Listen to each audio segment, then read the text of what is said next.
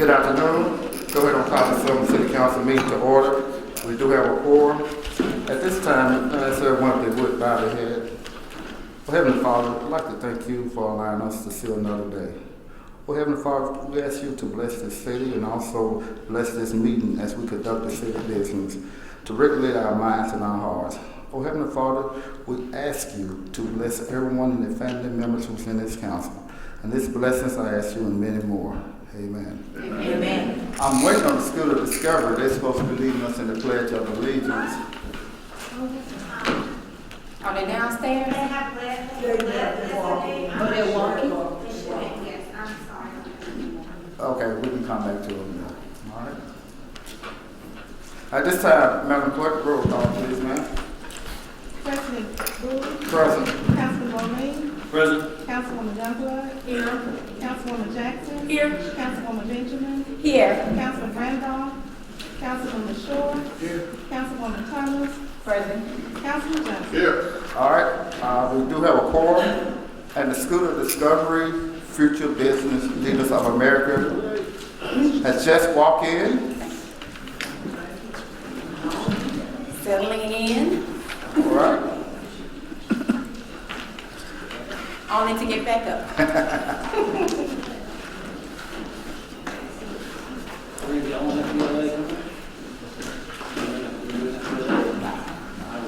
Okay, it is indeed an honor to have the School of Discovery to lead us in the Pledge of Allegiance tonight. And also the principal, Mrs. Curtis, who's doing a phenomenal job at the School of Discovery. So at this time, Ms. Borkins, if you would, direct them to the podium and let them lead us in the Pledge of Allegiance.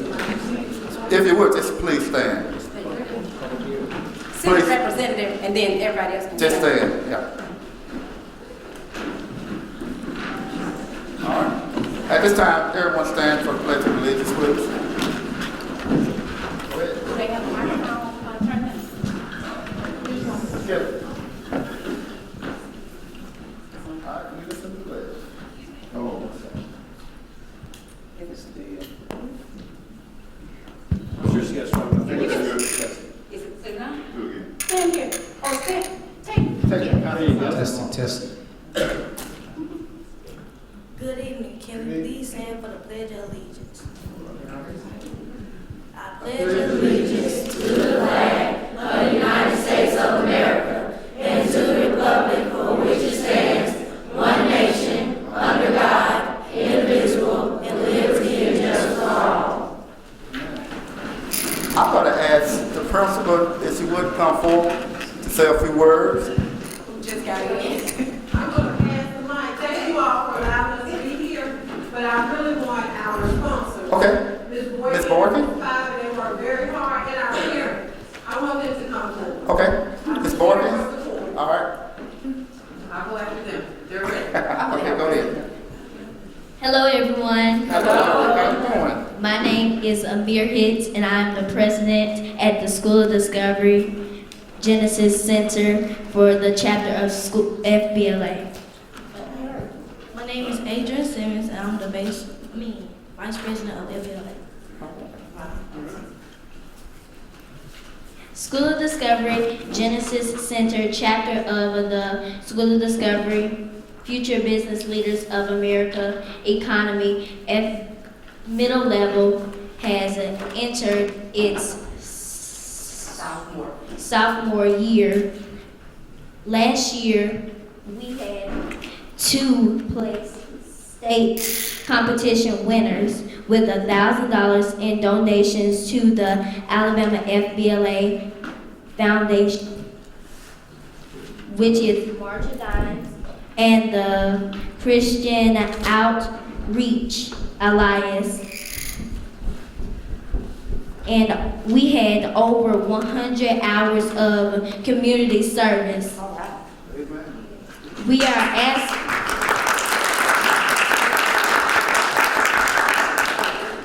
are asking individuals and business owners to donate to FBLA.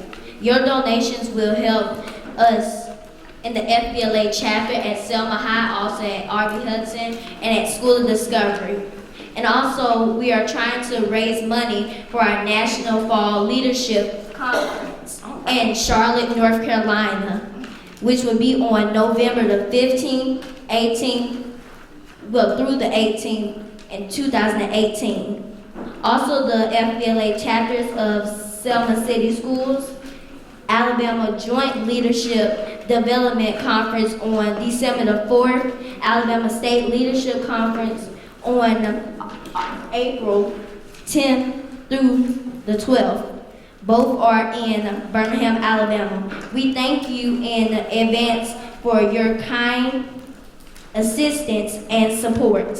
Thank you. And also on the behalf of the leadership at the School of Discovery Genesis Center, our advisors, Ms. Boykin and Mrs. Spivey, our principal, Mrs. Curtis, and the vice principal, Dr. Lewis, our Selma City Career Techno Education Director, Mrs.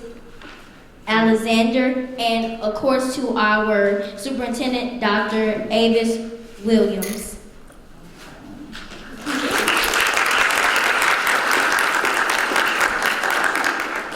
I want to ask each student if you would come forward and give your name. Please come forward.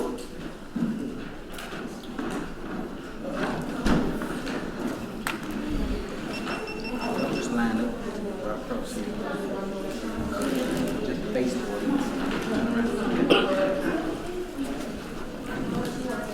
You have the mic? Hello everyone, my name is Amir Hicks. Hello, my name is Adrian Simmons. Good evening. Good evening. My name is Keisha Savage.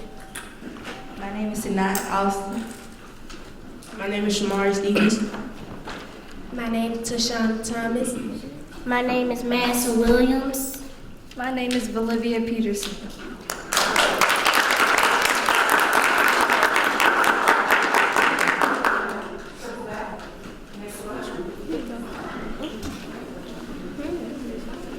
Come down the side.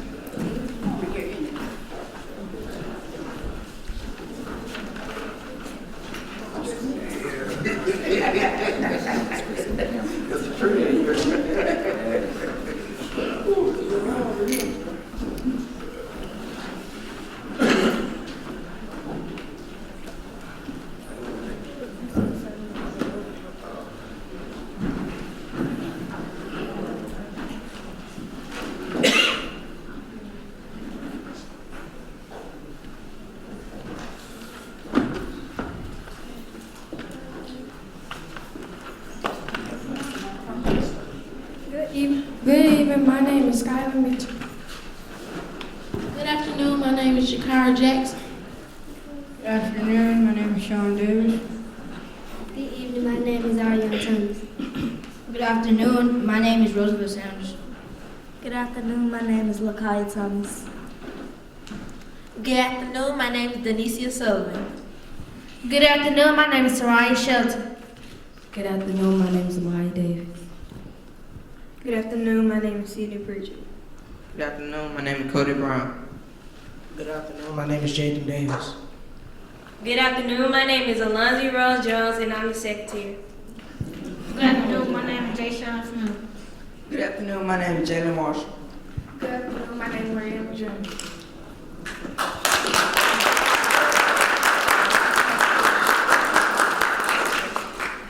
Come on, y'all turn this way. We're gonna come back this way.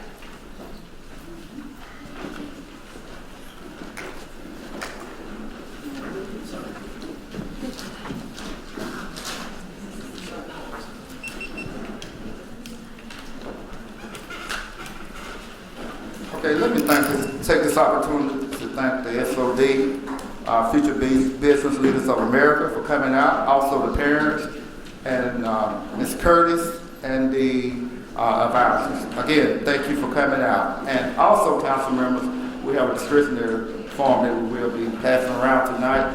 I'm asking you if you would please give towards that endeavor. All right, the character trait of the month is loyalty. Used in difficult times to demonstrate my commitment to those I serve. Very, very true. At this time, council members, you have before you the October the 9th regular agenda. At this time, the chair will entertain a motion to approve the regular agenda, October the 9th. Mr. President. Yes, sir. I would like to add an item to the regular agenda, budget amendment to reinstate displaced workers.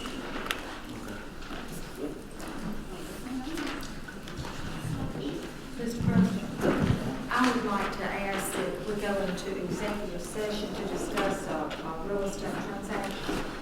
Okay. With that amendment to the agenda, the budget amendment, the chair will now entertain a motion to approve the October 9th. So moved. We have a motion by Councilman Short. We have a second by Councilwoman Benjamin. Any discussion, questions? Roll call. President Bowie? Yes. Councilman Bowling? Yes. Councilwoman Youngblood? Yes. Councilwoman Jackson? Yes. Councilwoman Benjamin? Yes. Councilman Randolph? Yes. Councilman LaShaw? Yes. Councilwoman Thomas? Yes. Councilman Johnson? Yes. Okay, the agenda was approved unanimously. Council members, you have before you the consent agenda with 9 items placed on the consent agenda. At any moment that you would like to remove an item, you can remove the item and we can vote on it separately. At the work session in depth, we talked about all 9 items. Consent item number 1, to approve to enter into a contract with a legal firm for due development in the city. Consent item number 2, to approve resolution R100-1819 for Sergeant Roy Nix to retain his duty badge and weapon as part of his retirement benefit after 35 years. Consent item number 3, to approve resolution R101-1819 declaring 15 properties for weed abatement phase 1 a public nuisance and for immediate abatement. Consent item number 4, to approve resolution R102-1819 declaring 25 pieces for weed abatement phase 2 to abate and remove weeds and declare as a public nuisance. Consent item number 5, to approve a contract between the City of Selma and B&M Inspection Service for maintenance of the bridge in an amount of $10,000 from October the 1st, 2018 to September 3rd, 2023.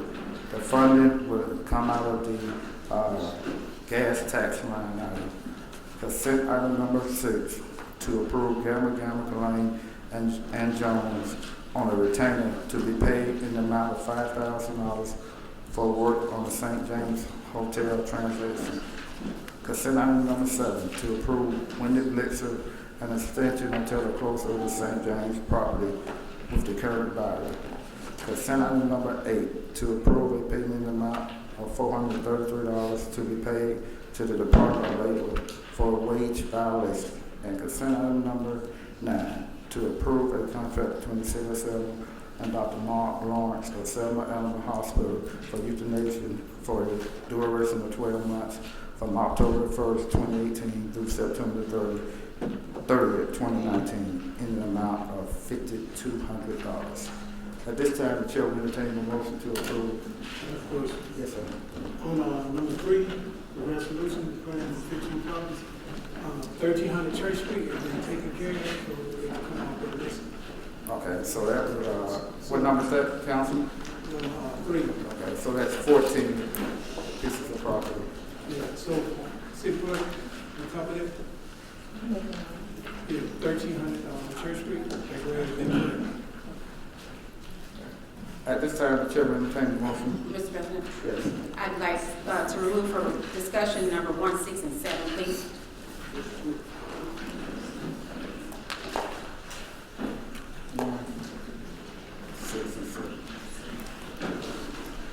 Okay.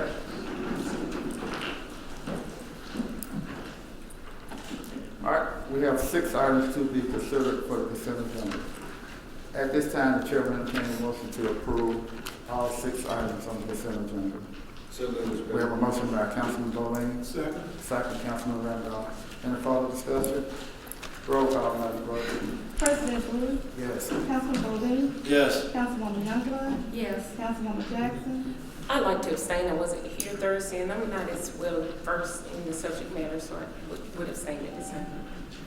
Councilwoman Benjamin, Yes. Councilman Randolph, Yes. Councilman LaShaw, Yes. Councilwoman Thomas, Yes. Councilman Johnson. I'm gonna have to abstain on the council as well. Okay, all right. The motion passed for the consent agenda. Okay, we go ahead. We probably can go later. No, we go later. Okay. At this time, council members, hopefully everyone has had the opportunity to approve the minutes of September the 20th special call meeting, September the 25th regular meeting, and also the September the 26th special call meeting. Are there any corrections, deletions? At this time, the chair will entertain a motion to approve all 3 sets of minutes simultaneously. Is there a motion on the floor? So moved. We have a motion on the floor by Councilman Randolph, second Councilwoman Youngblood. Any discussion? Roll call. President Wood, Yes. Councilman Bowden, Yes. Councilwoman Youngblood, Yes. Councilwoman Jackson, I vote yes on the council meetings and abstain from the work session, as I was not here Thursday. Councilwoman Benjamin, Yes to the council meeting.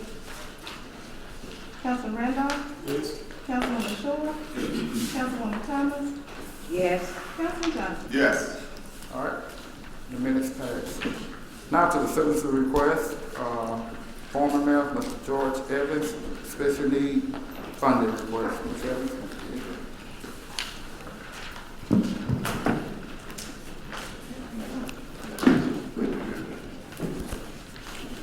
Good afternoon, council members and citizens as well, and all the young people from School of Discovery. Dennis is glad to be here to witness what you all doing as far as the program for the day. And thank you very much into the leadership. There's 2 young ladies, I believe, that are here with me. They stepped out. We come on up, please. That's with the agency of the special needs programs that Harvard Mental Health and so forth. We were on radio this morning addressing the community in terms of getting support and help our special needs children. I'd like you to identify yourself, if you don't mind. Hi, I'm Tracy Craig with Cahoga Mental Health. I'm the coordinator for early intervention. Good afternoon, I'm Martina Callins. I'm a special instructor for early intervention at Cahoga Center. Thank you. And Councilman, the mayor here tonight to ask for continued support of the special needs program. As you know, we have on next Tuesday the program for fun day. Now we have people at the Evans Building from 10 to 2 o'clock on next Tuesday. That's a fun day that they really let their hair down. And they sing, they dance, they get food, they get gifts and things of this nature. And of course on Wednesday we have the golf tournament where those who contribute to the golf program come out and play golf at Jack Grand. And at the end of the day, when all funds have been raised and gifts have been given, after we pay all the bills, then we divide the money between the 4 agencies: Cahoga Mental Health, 7th City School System, Dallas County School System, and Eastern City. I have passed out to you a packet that explains all of that, but just wanted to come and thank you for your support today, and thank you for any support you give this year, and certainly any citizen who under my voice can hear it. Any support and donation you'd like to make, we appreciate it, but every penny of that, based on the program, goes to the young people, and I'll answer any question I don't want to take us all your time. Okay, Councilwoman. Mayor Evans, first of all, thank you for continuing the program. I don't think I have missed one event. It is so special to see our special needs community come out in the fashion, the way you bring them out, and the way that the agencies support that by bringing them out and by getting them out of the 4 walls of their confinement that they're used to every day. It's a wonderful thing, and it's a beautiful thing to be a part of. So thank you for continuing it, for sure. I think we gave, I'm not sure, but I think we did. If we didn't, I'm sure we will. Is there anything you're asking for us to do specifically tonight besides pass around the usual sheet? Yes, ma'am. Pass around the usual donation and contribution that the council does for the benefit of those children. And certainly ask that also on Tuesday, if you don't mind, that the interview available between 10 and 2 on Tuesday at the building. We'll have the fun day. I'd love for you to come by. And some of you have been coming in the past, and you have time to come by and say hello to the children, the parents, and the teachers. Appreciate it very much. The superintendent, the city school system will be there, the county school system will be there to say great greetings to all of the children. So if you're available, you can come by. Please come by and share some time with them and just enjoy the fun with them. And the golf tournament on Wednesday, come out and if you want to swing at a golf ball, please come out and do that. If you just want to watch and just be there, glad to have you on any given occasion. And do you have any questions you want to ask the agency here, young ladies that are here visiting? I know that normally routine is only one sportsman. I do understand the rules, but I don't want to break those. But if there's a question I'd like to ask one of them, to say, yeah, I would love to, but they'll be love to just answer any thought on your mind. Any questions? Councilwoman Thomas? Will you be giving t-shirts out? Yes, there are t-shirts. There are t-shirts. What day? The fun day is on Tuesday, and the golf tournament is on Wednesday. What day you'll get the t-shirts? The t-shirts will be during fun day, unless you're going to play golf. If you're going to play golf, you can get them there. I'll be out there again. Yeah, we'll get those t-shirts available for every council member to have. All right. Any other questions? All right. Thank you, Mayor Evans. Thank you.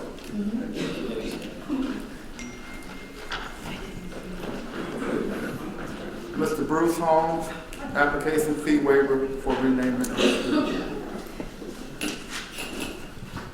Good afternoon. Good afternoon. My name is Bruce L. Holmes Sr., born and raised in George Washington Carver Homes, and a United States Army veteran.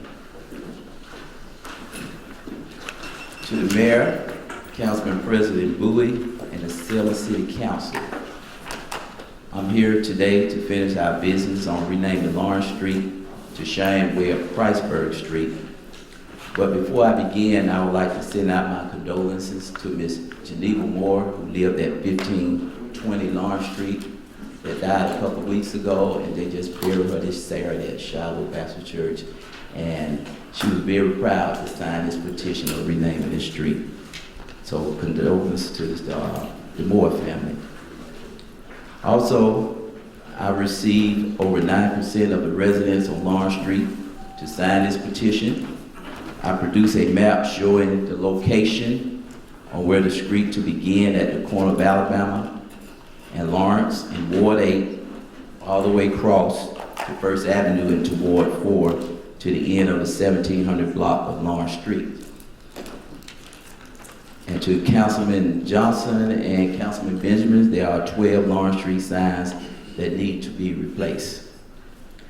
Also, I did my research on Joe Lawrence, who the street was named after. He was a co-owner of a funeral home and not a Confederate soldier or not even an enlisted soldier or a hero. So this would not fall under Governor Ivan's law of renaming a monument or a landmark. And today, Councilman Johnson and to President Bowie, I want to waive my fee, if you all was going to waive it to me, and pay the $1,000 application fee today. So we can go ahead and get this done. I've already have a ceremony lined up for March the 16th, 2019 at 10 a.m. at Brown Chapel AME Church.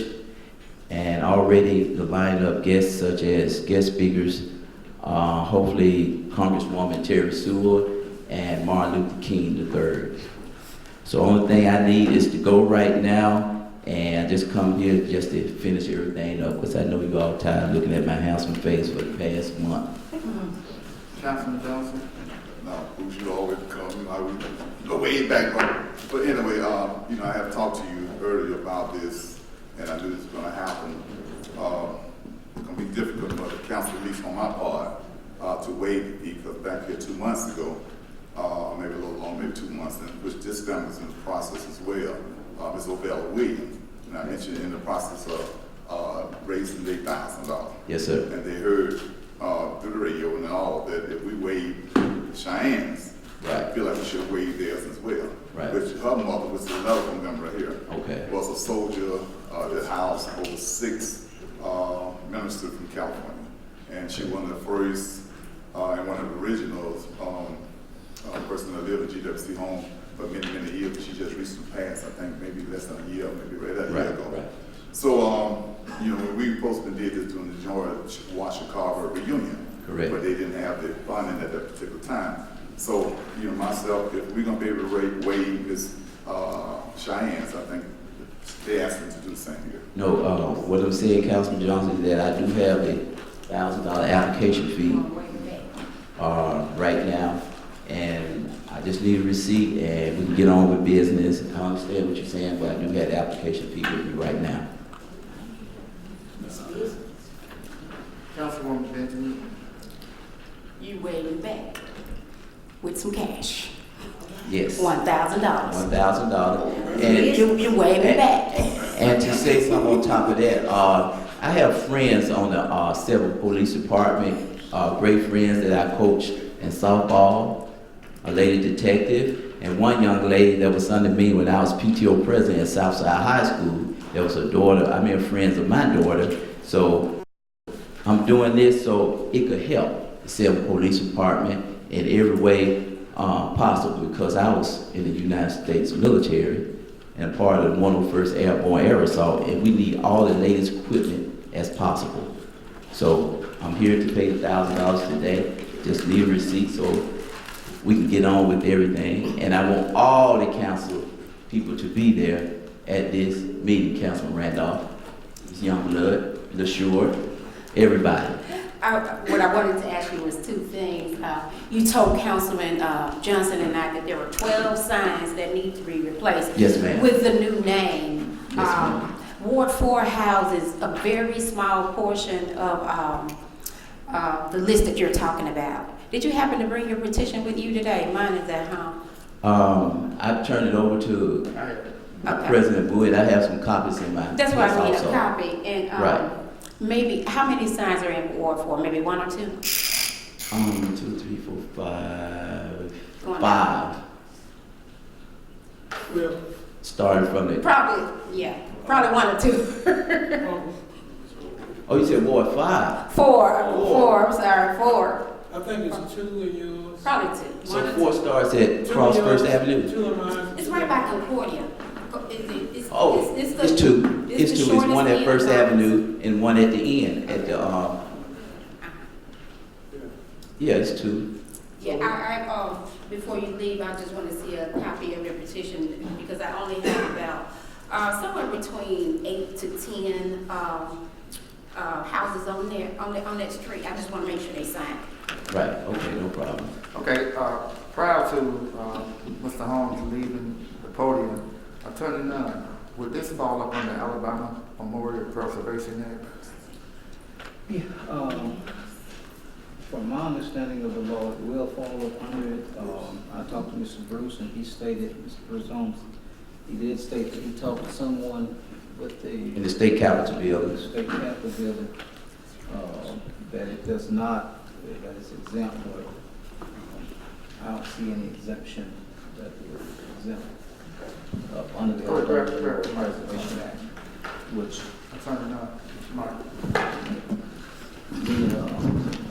the act itself, it helped everyone remember the act, the Alabama Memorial Preservation Act, which prohibits renaming of streets, monuments, buildings. We just cannot rename any of that. Now, I'm not saying that he's not correct, but I think some research needs to be done on that prior to the city council moving forward. And if he is correct, then we'll come back and the city council meetings. It's your desire, you can do whatever you like as it relates to renaming. At this point in time, in reading it just doesn't say it applies to the Confederacy. it's a memorial street, and it gives the definition of a memorial street. And you have streets that's 40 years and older, and then if you have streets or buildings that's between 20 and 40 years, then it gives the procedure that you can go through to receive a waiver, so that you can rename that street. So, but the act itself, and I think Mr. Holmes, I think we provided him a copy of the act itself. So, but unless I'm just misreading something, I may be missing something, but I just didn't see any waiver in there whereby we rename these streets. Well, could you check tomorrow? 'Cause, I mean, I support the process of moving forward, but I want to be fair and legal, as far as with the legal ramifications, so we won't come back and have repercussions behind. Well, if you want the city council, you are welcome to take action subject to, it not being in violation of the Alabama Memorial Preservation Act, if that's the council's desire. But we would just need to check in on that. All right, do we have a motion on the floor? Yes, I'll go ahead and move forward and make a motion pending. Okay, do we have a second? Do we have a second? Do we have a second? To go ahead to approve the signs of Ms. Shine Webb, pending if there's no restriction with the Alabama. Alabama Memorial Preservation Act. Yeah, okay, that too. The signs are the So no waiving of fees, just. No waiving no fees, no. Okay. So, are you saying you want the city to pay for this? No. He got the money. He got the money, and that's $1,000 right there. I'm paying for everything right now. I just need a vote. Okay, what's that? The motion is to, you said sign, but did you mean renaming the street? The renamed street, correct. Oh, Right. Okay, Okay. second. Okay, we have a motion on the floor by Councilman Johnson, second by Councilman Randolph. Roll call, President Bowie, pending no approval, yes. Councilman Bowe, Yes. Councilwoman Youngblood, Yes. Councilwoman Jackson, As previously stated, I would not vote on pending items, and so my vote will be no. Councilwoman Benjamin, Yeah, I see the signatures on here that I was looking for. Yes. Councilman Randolph, Yes. Councilman LaShaw, Yes. Councilwoman Thomas, Yes. Councilman Johnson. Yes. All right, thank you, Mr. Holmes. Thank you, President Bowie, City Council, and do I turn this over? Just put the mic down. Okay, I just need to get a receipt. Okay, listen, Now, Leave the cash. money. Miss Harrison. Yes, sir. And she will give you the receipt. And thank you all. Thank you, Mr. Holmes. Mr. President, are they gonna pay for the street sign? Yes. Yes, we're gonna pay for everything.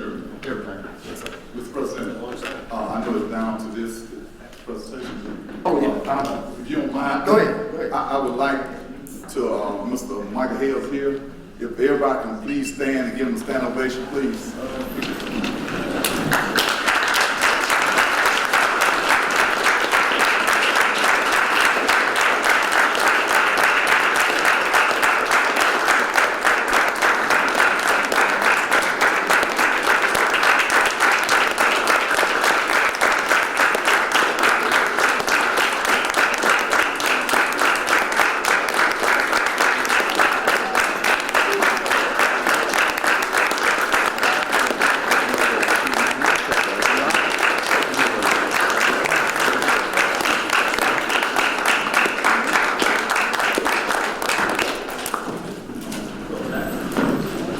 We're not gonna hold Officer Hill too long, Mr. President, because, you need to get back to the house and everything. I want to thank his family for coming down.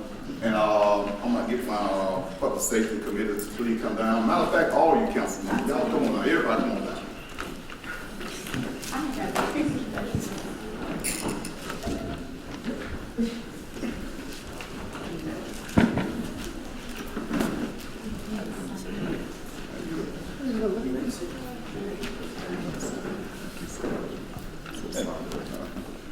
Put on. Daddy. Okay. Look at her.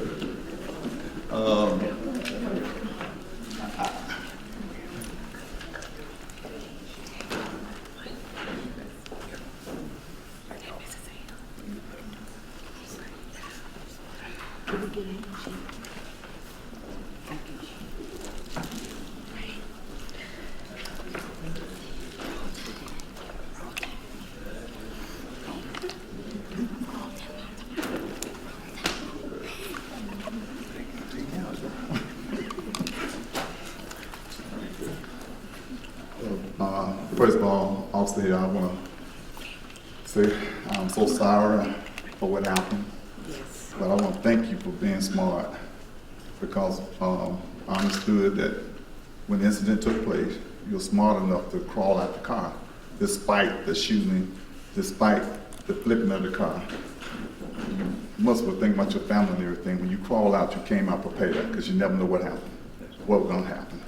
I also want to thank the young officer that came out at the call of duty to get you from that scene quickly you possibly could to get you to a hospital.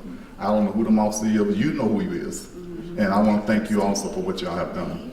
You know, I'm hoping what happened to you can help us do what we need to do for the police department, because I am so sorry. You know, like I said again, it's something that you should have been at the best and everything. I'm so sorry you're driving the car you was driving, because you should have a better car that you had. And we just pray, Lord, that we can do better as council people and as the officials of the city of Selma. Again, on behalf of saying that, in recognition of outstanding excellence and bravery, honoring Officer Michael H. Hale, it is with great appreciation of your many years of dedication and commitment that we thank you for going above and beyond in the line of duty as a Selma police officer. You exemplify the true meaning of bravery and courage while protecting and serving the city of Selma. Mayor Dario Melton, the Selma City Council, City of Selma, Alabama, October 9th, 2018. Thank you so much.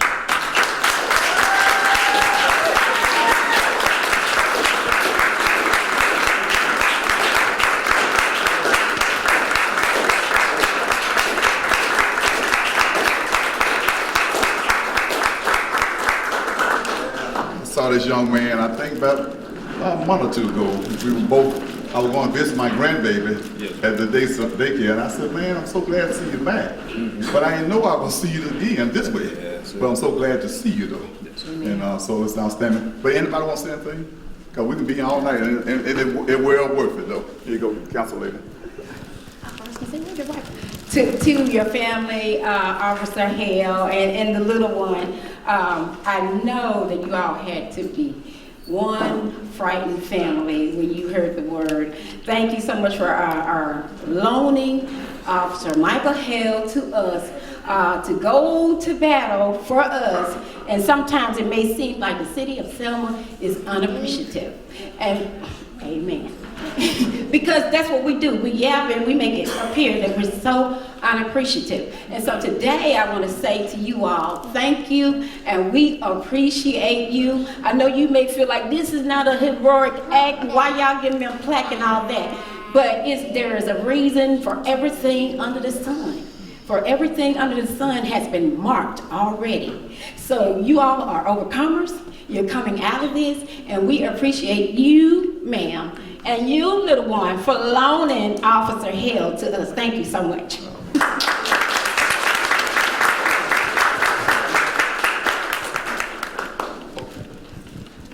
I just want to say thank you, and I'm just so glad that you're able to be here with us tonight. I know your family's glad you're able to be home with us. And we've said it, and we've said it, and we'll say it again. When our law enforcement officers leave every day, they're putting their life on the line for us. And we need to be cognizant of that. And we need to take care of them while they're taking care of us. We need to be sure that they are suited up appropriately, that they are in the appropriate car, that they have what they need so that they can take care of us, so that they can go home to their families and not have to go through what you went through. And we just thank God that you're back and that you're going, we know that you're going to be stronger than ever. But thank you so much. And I want to say, I've had this thing for about 3 years. You know what that is? That's the blue line. My support for, I've always been a strong supporter of law enforcement, and I believe we all are. Thank you so much.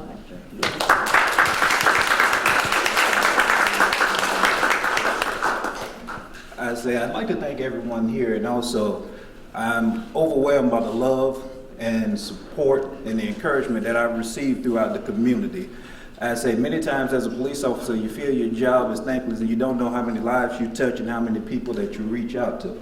But so many people have reached out to us during this time of difficulty for me and my family, and we want you all to know we try to get back and respond to as many as possible, but thank you all from the bottom of our hearts. And as I say, we pray that each of you continue to be blessed. And once again, thank all of you. Thank you.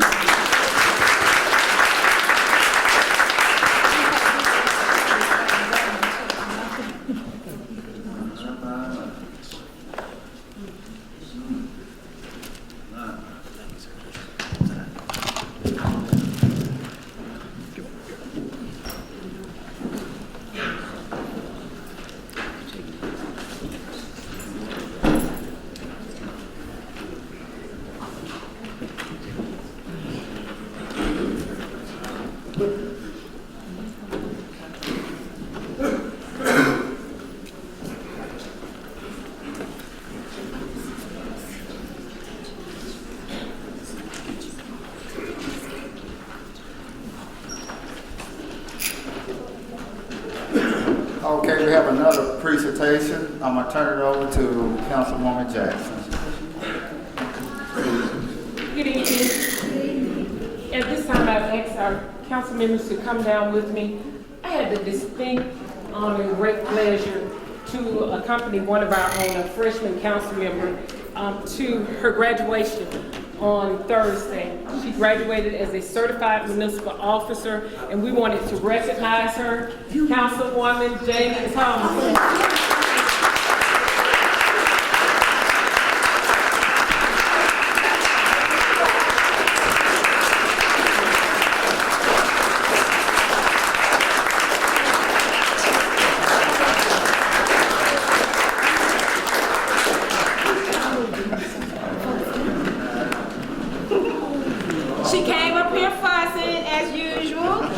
She does not like this kind of stuff, and believe it or not, she's probably gonna cry in a few seconds.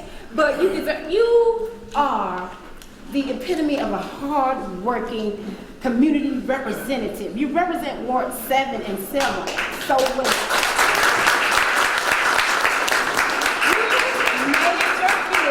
You made your business to go and become a CMO, a certified municipal officer. That means you have had professional development in certain areas. And she told us at the graduation, oh, I'm going to the next level. Yeah. I like that. I like it very well. You're hardworking and you deserve this. And I'm glad that Councilwoman Jackson put us up to this and said, come down with me, we have a presentation. And so stop fussing and just accept that we are here to support you in your endeavors to be a better and a more efficient council member. So we thank you for that.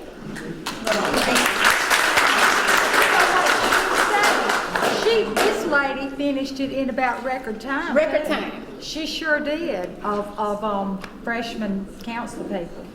Our newest CMO, Councilwoman Thomas.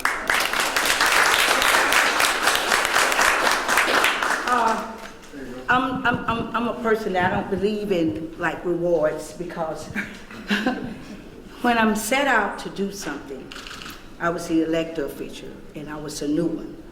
And I wanted to determine to do my hours and training to represent my ward in the city of Selma on things that I know. So these ladies have surprised me. I was not expecting this, but I'm full now and about to cry. But I just want to say to everybody, I want to do what's right, and I want to make Selma a better place, because this is my home, and I want us to work together as a team to grow. Amen.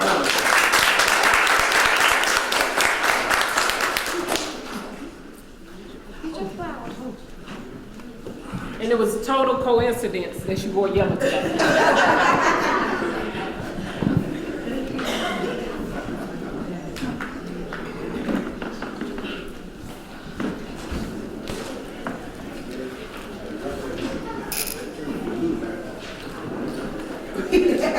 Okay, thank you. Okay, to the mayor's report. City Clerk, Ms. Harrison.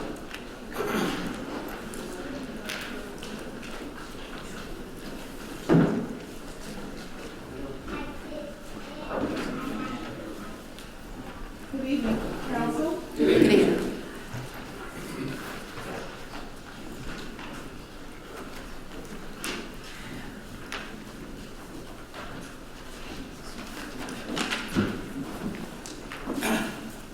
Mr. President, Yes, sir. could I say somewhere, while you're being passed, as I stated before, I just don't like to receive nothing from the mayor. He don't have the guts to come down with me and face it, you know. I think it's not fair for him to bring some to us, but he's not here. I want us to look at it, you know. Maybe you don't have to be here, but yeah, but that's my personal belief. If you want to bring something before the council, at least show it to the meeting and bring it to them yourself. Stop hiding, dodging and stuff like that. I don't like this. All right. Mr. President, before you get started, I just want to report that we got 4 new trucks. We got 4 trucks on the ground. I just witnessed the 4th one being delivered this evening while I was down here. And it just did my heart well to know that we now got 4 trucks because I inquired from the mayor as to how many trucks we had. He said we have 4 as of today. The 5th one should be here no later than Friday or Monday. So this trash that has taken over our city, hopefully will be impacted by this. And I'm hoping and praying that Ward 6 will be the ward that they started. All right. Councilwoman Thomas, then we'll move to City Clerk Harris. I just want to say, we have worked diligently, very hard about pushing for those trucks, and I appreciate the company pushing, because it's very important that beautification of the city of Selma. We need a clean city. Each ward needs to be, this trash has been on the street long enough, and it's overdue. And I just want to thank this company for getting these trucks here for the city of Selma. All right. All right, Ms. Harris. Again, good evening, council. On behalf of Mayor Melton, you should have before you ordinance number 0108-1718, an ordinance providing for the appointment of the tax collector, police chief, and the fire chief, along with providing for the manner of appointment and term of office, along with ordinance number 0117-1718, an ordinance authorizing council president of the Selma City Council to execute contracts on behalf of the city of Selma whenever the mayor is absent, declines, or fails to execute the same. Council members, you have before you the ordinances and the mayor's veto of the same. Also, too, council members, for the mayor has a right to veto in the ordinance, but as a council, it takes a 2/3 vote for to uphold this veto or vote it down. So 2/3 of this body is going to take 6 votes either way. Okay. Any questions? Attorney Nunn. And I think, Councilmember, we need to go into executive session prior to taking this vote, and then after we come back from executive session, then we can move forward with the vote.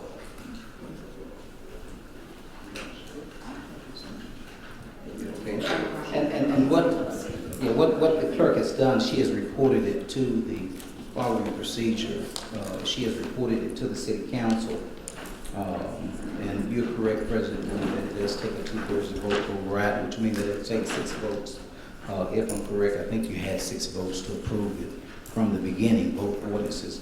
But at this point in time, I think we need to go ahead and executive session, because there's several items that that we wanted to get into concerning your item, I believe, and concerning the St. James and concerning some litigation. So it would be my recommendation at this point in time that if we could spend maybe 10 or 15 minutes in executive session, and then we can come out and discuss in further detail. Thank you.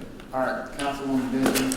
Attorney Nunn, I want to explain the process because we have so many people in the audience that you gave to me to explain it. Okay. And then we have some young leaders in the audience who might not understand what's about to go on. Young people and very mature people alike. What is happening is anytime that we have an ordinance that we pass, the mayor has 10 days to inform our city clerk that he wants to veto that ordinance. He has 10 days to get with her to say so. He did that and he delivered his veto to the city clerk. He has to do that by law, deliver it to her. And by law, she has to, in turn, deliver it to the Selma City Council at the next regularly scheduled meeting, which is today. So she has done that. She has delivered 2 vetoes to us, and he has the right to do that. And the council has a right to override it, but it takes more than the majority. It takes 2/3 vote. So the majority here is 5.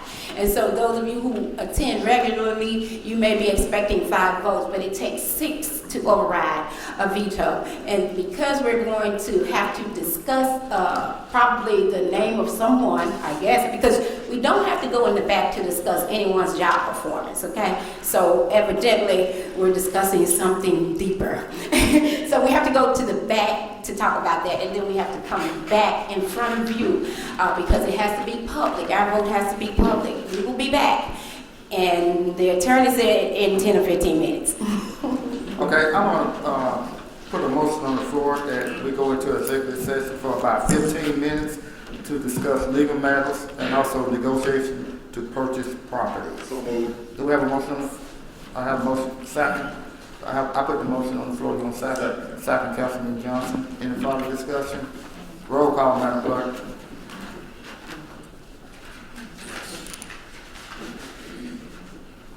She come on. She learned. President Bowie. Yes. Councilman Bolin. Yes. Councilwoman Youngblood. Yes. Councilwoman Maya Jackson. Yes. Councilwoman Benjamin. Yes, Miss Cindy. Councilman Randolph. Yes. Councilman LaShore. Yes. Councilwoman Thomas. Yes. Councilman Johnson. Yes.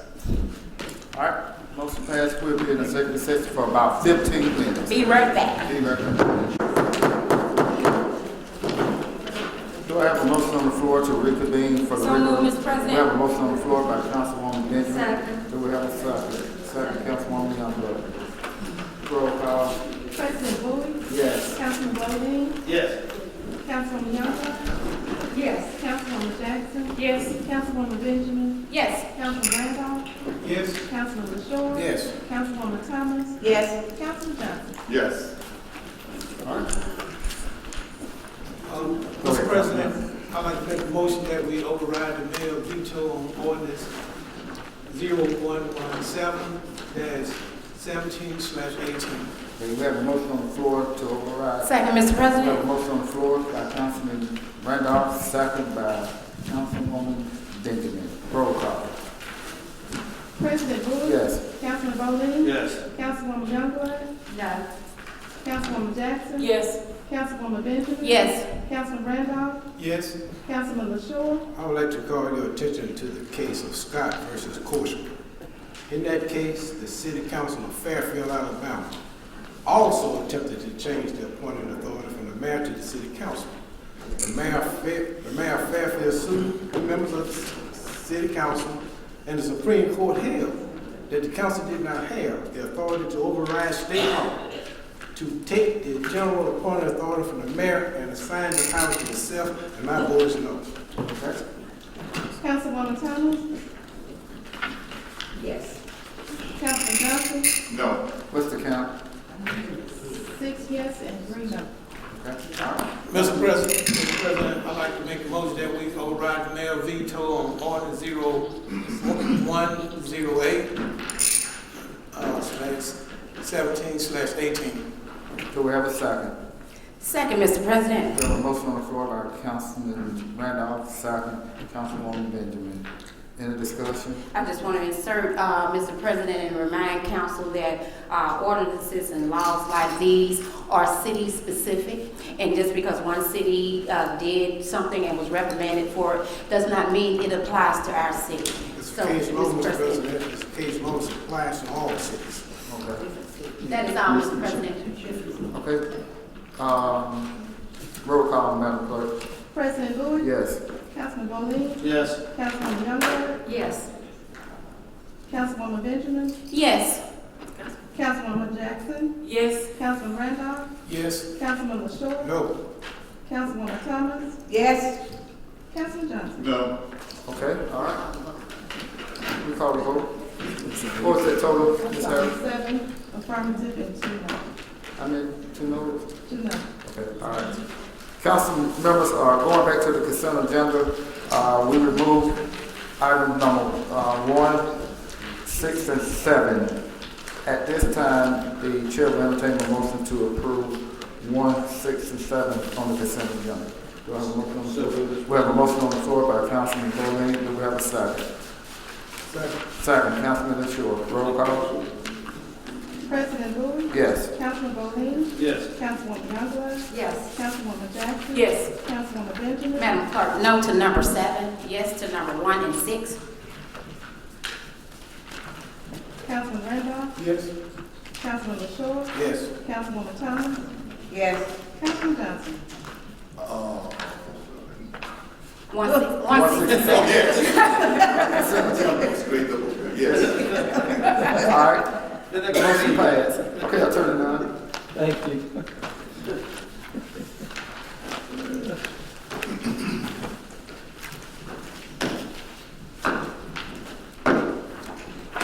City Council. Good evening to you, City Council. Good evening. I do appreciate you putting a majority of my items on consent agenda. That makes a difference tonight. October is National Breast Cancer Awareness Month. So what we have before you, Resolution 105/18/19, I'm going to hand that out to you now.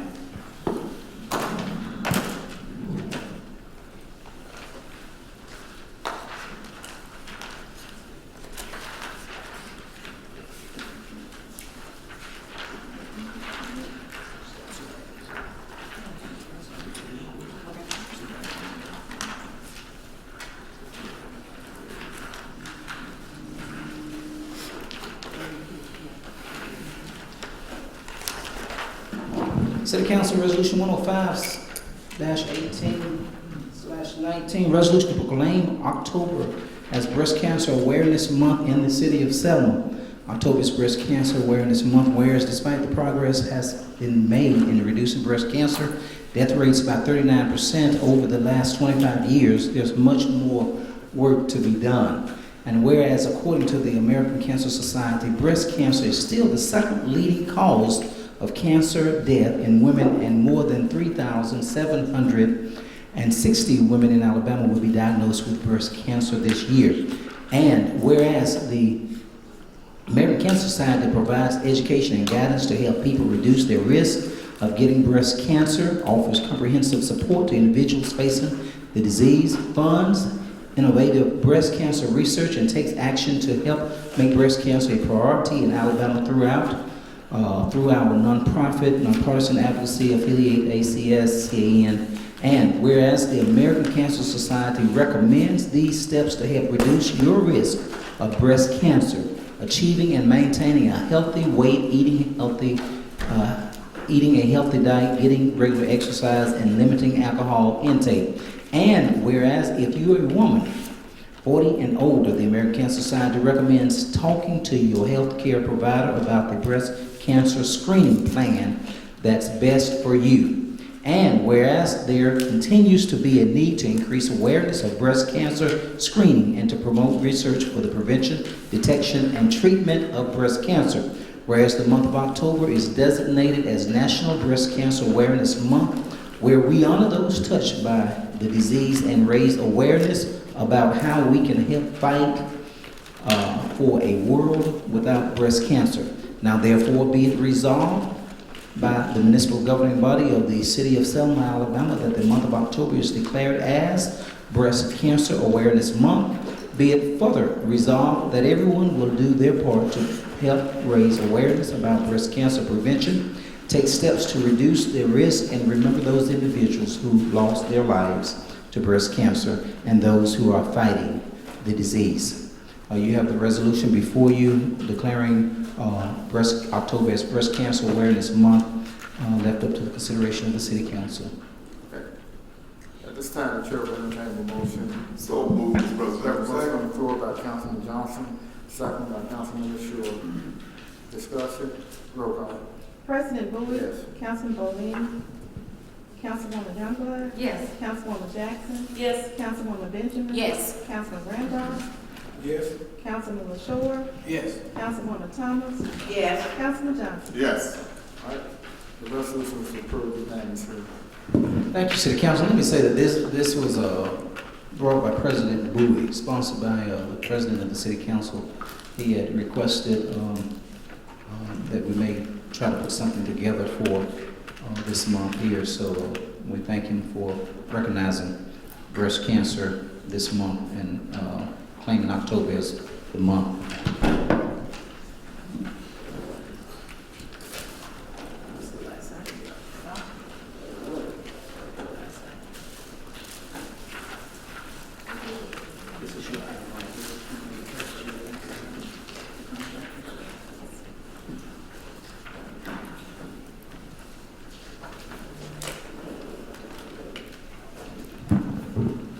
City Council, you have before you the contractor licensing law.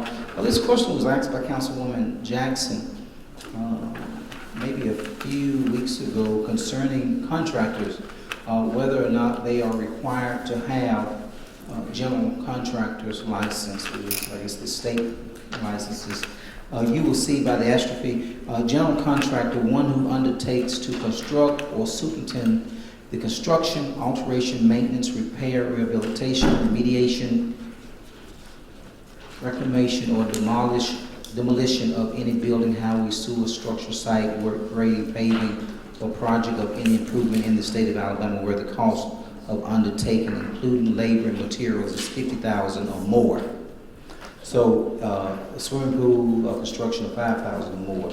So if you have,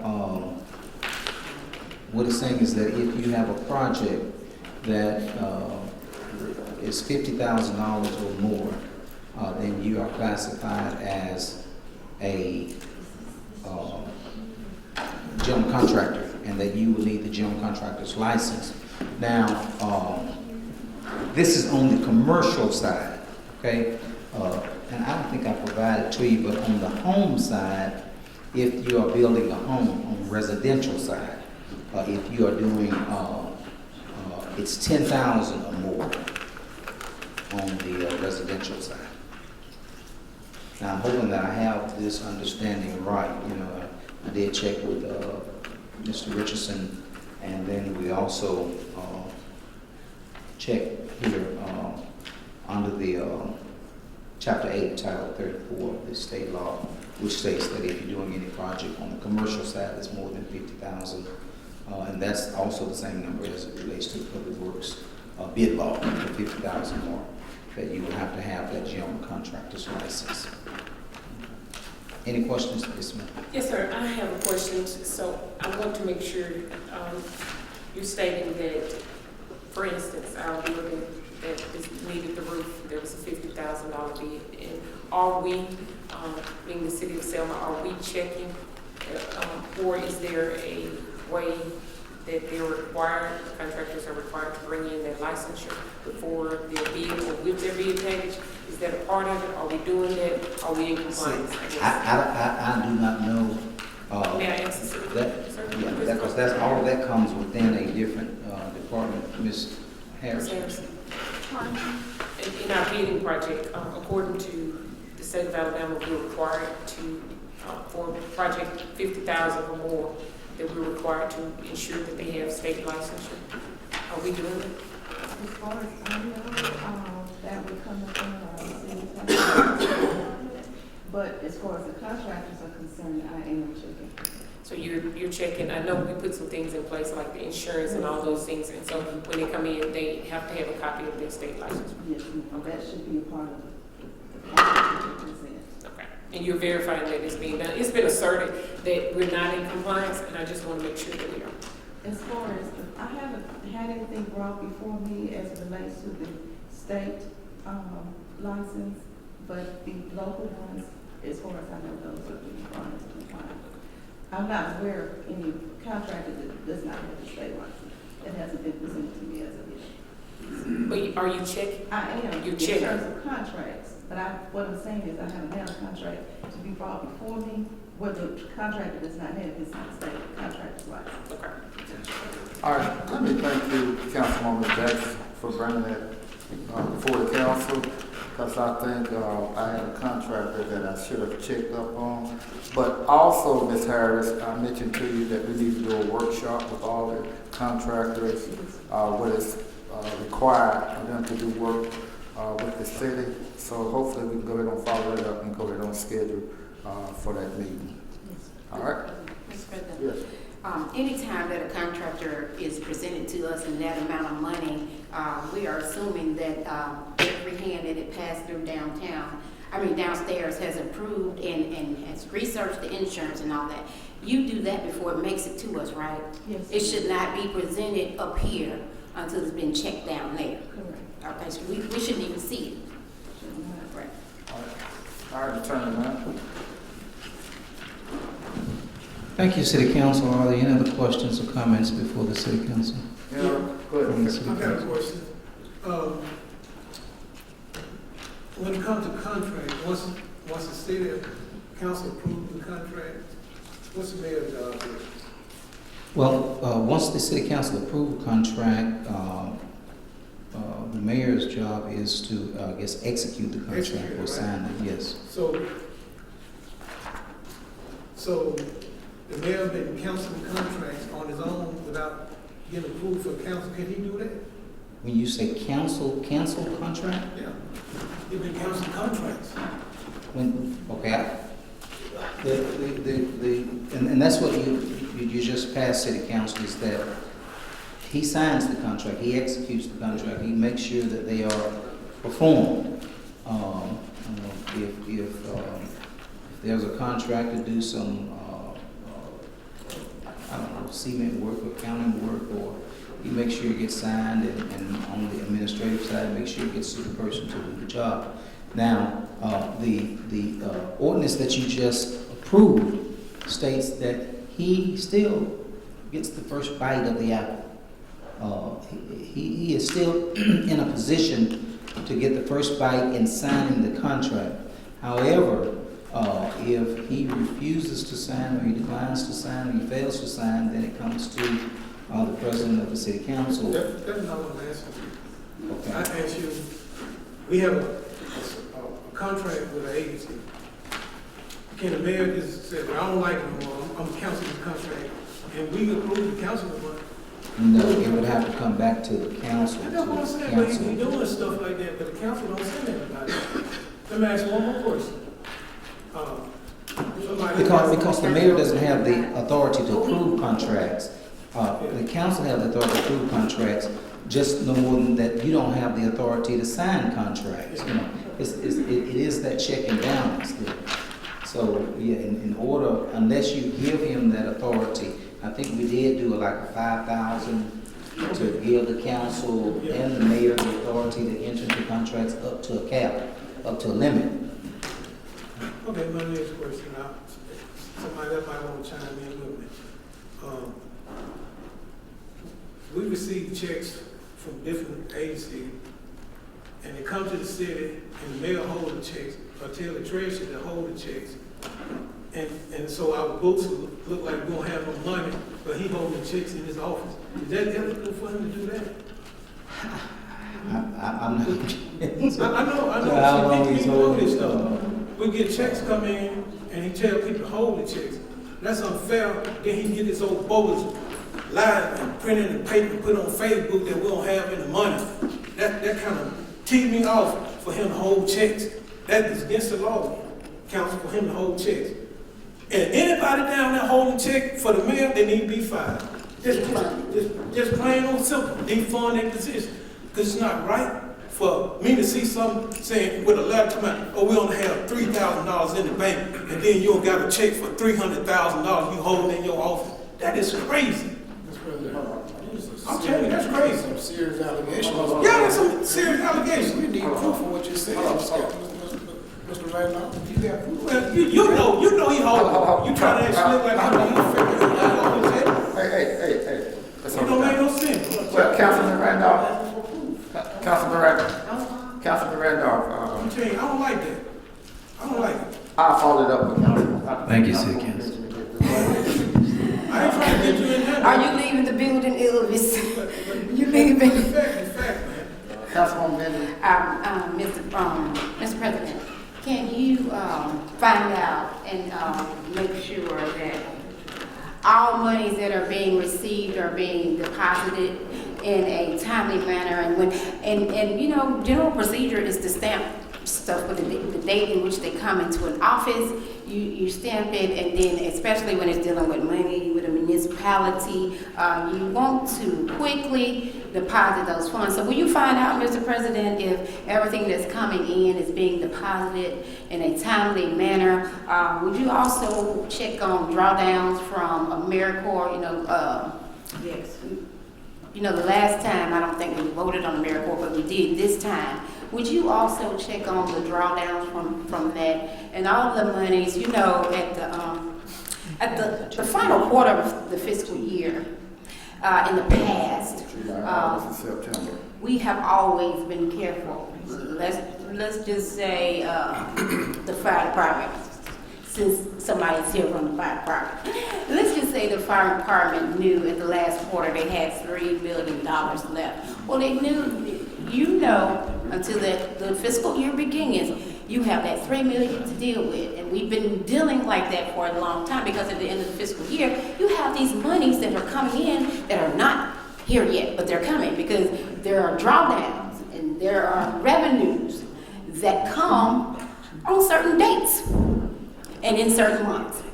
And so we've always been careful about that. The last quarter of the fiscal year, we've always been very careful about that. We've always tried to deposit in a timely manner. Mr. President, if you would find out if we are doing that. How about the POs also? Yes, the purchase orders, yes. So the purchase orders, and make sure that these, the dates on purchase orders are the date in which they were purchased, items were purchased, because certain purchases are not supposed to be made in the last quarter and by a certain date by departments. So would you please check on that too, Mr. President, and make sure everything that is dated correctly as well? Okay, also too, to follow up with you, Councilwoman Benjamin, October is the time where we see our revenues. We look at the ad valorem tax.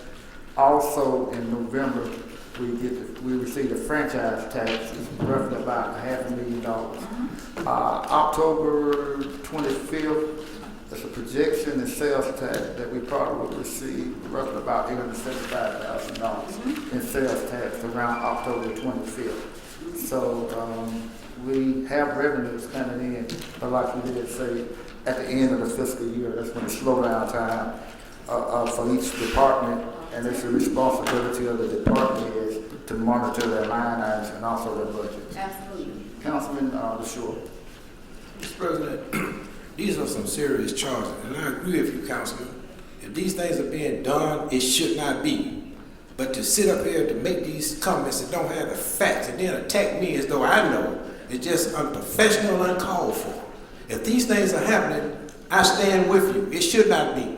But just arbitrarily bring this out and say this is being done without facts, Mr. President, this is not right. It's just not right. If you got the facts, bring it and we'll deal with it. Councilwoman Jackson, Councilwoman Thomas, then we'll move on. Councilman Johnson, I'm sorry. Okay, I would just like to say, Wouldn't the remedy to this be that we get a printout? Are we allowed, since we're have the financial responsibility to get a printout of every deposit each day? Well, Are we allowed to know what is being received each day, what is being deposited each day? and that's why it was my suggestion that we move forward with an accountant in that office. We had an accountant to come forward during the work session, and I feel that we should move forward and go into a contract as a council to have that auditor in there. I mean, not auditor, but that accountant in there to oversee our office on a temporary basis. I emailed each one of you all's contract, I think over the weekend. And I think, it would be in the best interest of the council if we go ahead and put an accountant in there for a temporary basis. It would also help with our cash flow. It would help with the reconciliation. It would also help with preparing us with the audit that we have each year. And also, it would put some internal controls in place and policies and procedures within the finance office. I think Councilwoman Thomas, Councilman Johnson, and Councilman Short, and we'll move on. President Bowie and to members of this council, I wanted to ask, at our next council meeting, could we have our tax collector be here to give us an update on how much money is being taken in, and is there, like checks that comes in? And I think that the council, that we need to know more about our body government-wise, the funding is being taken in, and I feel like if we hear something, we need to hear from the person in the tax office, give us an update on some of this. Thank you, Councilwoman Thomas. Councilman Johnson. Mayor, Mr. President Wood, I'm pretty sure we all got this form from the mayor. What did this come? Did it come from the mayor office? What's that? It said from the county manager finance department. This report showing that bills due and revenue that coming in. Well, basically, you use when a memo comes, you used to have a signature or something. Okay, so my point is, when you got this, did you follow up on this and just look and see what's going on? Did you talk to anybody in the finance department? Because the reason why I'm asking, because I'm pretty sure there are some bills, and you yourself in the past, and myself, have been, people don't call us, and they calling out, man, when am I gonna get a check? When am I gonna get a check? So I just like to make sure that these people, their business, done their work and need to be paid, they need to be paid, So I wish and pray that you will look into this, Mr. President, but we're gonna move forward with this, and definitely, we don't need to be playing with our finance stats. So I understand definitely it's coming down to when we do be getting a lot of tax funds in, but on the same token, this ain't no joke. This is something serious we need to look into, because right now it's showing that we don't have much of nothing. And I understand that, like you said, the taxes coming in, but we may need to have Ms. Oliver come before us. Well, matter of fact, I did ask Ms. Oliver to come before us. They asked me to put in writing my questions. I asked Ms. Oliver to come before us tonight. Yes, please, because this ain't no joke, and I mean, this is something serious we need to deal with here. Okay, I did it. Well, like I said, my solution would be, to go ahead on, let's go into a contract, negotiate with the accountant, bring them into the office, along with Ms. Wade, and move forward. Councilman, I read the documents from Mason and Gardner, the CPA out of Demopolis, and their scope of services is in depth, and I like what they're indicating that their scope of services will be. It will give us a clear picture of our finances if this scope of services is undertaken. My concern, looking at the cost that he's suggesting or recommending that we pay him, is how are we going to pay for this? Well, I don't know how we're going to pay for it, but our auditing firm that's doing our audit is over $200,000. And we ain't never had no audit over no $200,000 in the history of sales since I've been here. but see, one thing, Councilman, what I would suggest So any kind of money we can is can negotiate with him. Because like I say, I feel comfortable if we could just basically move forward to talking with this company. I'm hoping my colleagues took the time to read what you had sent to us. And if they did, that they truly understand my sentiment. I mean, I like what they indicated that their scope of service would be. It would really give us an in-depthness about our finances, and it would keep us on track. But as I began to ponder this, my major concern was how are we going to pay for this, regardless of what we're paying our auditors. Our auditors are already on contract. They are already engaged in auditing responsibilities. So whether or not this bill is escalating or snowballing, I don't know. We have not had a report about the auditing. Have they concluded their audit? Well, I mean, the council hasn't heard from nobody as it pertains to the audit. Well, I do concur with you, Councilman LaSure. I was on an interview with the audit firm, and basically there were some questions that Ms. Wade needed to answer. But lo and behold, she was placed on administrative, whatever you want to call it. Didn't have time enough to respond back to the council, to the auditors. So that's why, I don't know, are they going to charge us for, lingering on with this? And I think it's crucial that at least we go into negotiation with this accounting firm. Could you recall how many audit exceptions we had on our I couldn't recall. But it's them around policies and procedures and also internal controls. Is Ms. Wade having difficulties in answering those audit? No, she's not in the office. Prior to that. Councilwoman Benjamin. Councilman Rendell, I see what you're saying. If it has double, if it's at 200 like you are reporting, that's about double what we had budgeted for the auditor. I think we budgeted 105,000, if I'm not mistaken, or somewhere in there. 105 sounds just right to me in my head. That's double. And you're saying if we could save some money on the other end before stuff gets to the auditor, if we can save that other $100,000 that we spent by things lingering on, and they're looking for stuff and they're looking for answers, and y'all know I called this one and it played just like I called it. I said that we were going down the road similar to last year. Yes. I said it a long time ago concerning our treasurer being absent right at the end of the fiscal year. I called it early on, and here we are again doing this same tango again. So we need to look, and we really need to know why the audit has doubled. If the report is true, Mr. President, if the report is true of 200,000, I know we had made it somewhere near 160 not long ago. We really need to know what double the work looks like, if you can find that. Councilman Johnson brought up a memo, unsigned, uninitialed. Who wrote it? Because I'm thinking if someone in the finance department wrote that, then surely they advised the mayor that these are numbers, but this is not the full picture.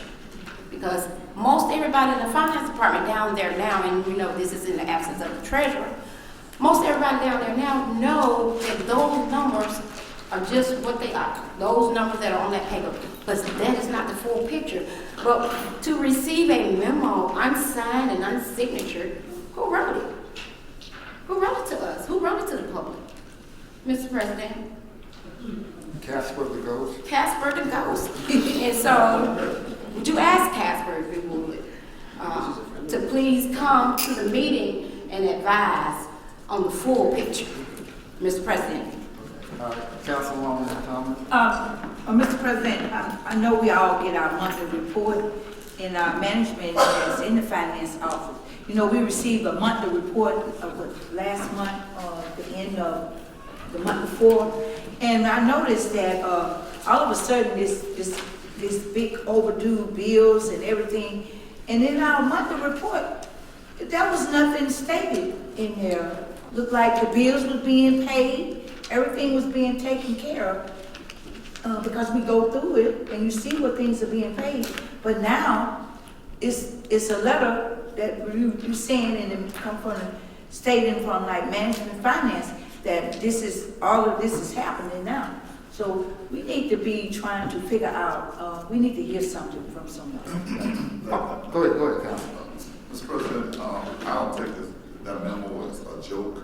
I really think that, like, you can just please look into that for us. Yes. Because the reason why I'm saying that is, like right now on Maxey Street, I got a cave in down there. We got to figure a way to fix that. Just as good as cave in was fixed on other areas, and I support it. Yes, sir. I definitely get this cave in over there. The reason I brought that up because there are going to be some trouble going to come unexpected. Yes, sir. Mike out there, I'm not saying because of my name, they got a storm coming. I pray the Lord just go around us, Amen. But we really need to be prepared. We need to get a reserve started. We need a reserve bag. And like I said, we can't take that as a joke, but please look into this because this ain't good at all.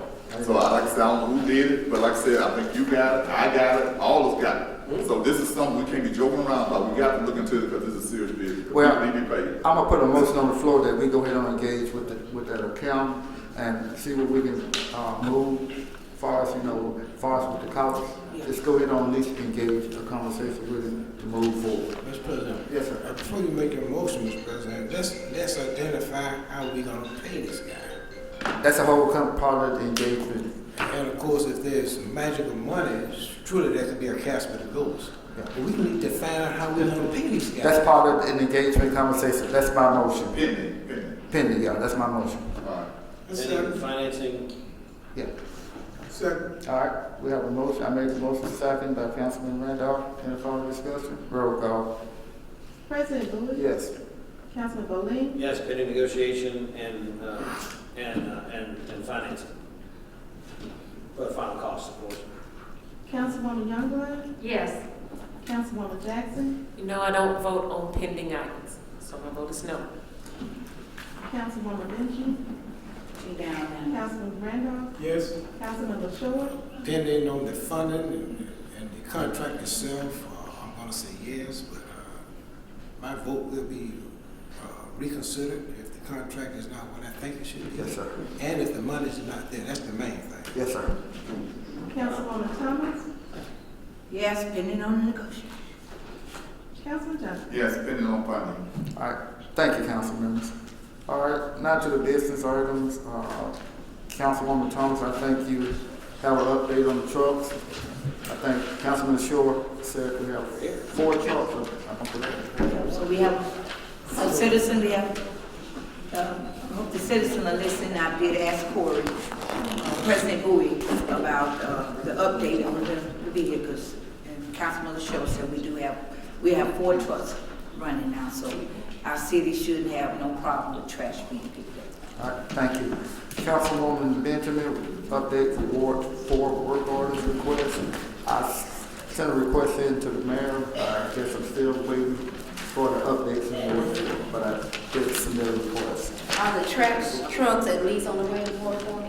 Mr. President, I hear that they're in town finally. I'm glad that they're here. The trucks are made. President Bowie, can you check on the schedule for the wards? Yes. We're not following our traditional schedule, now we have all our vehicles done.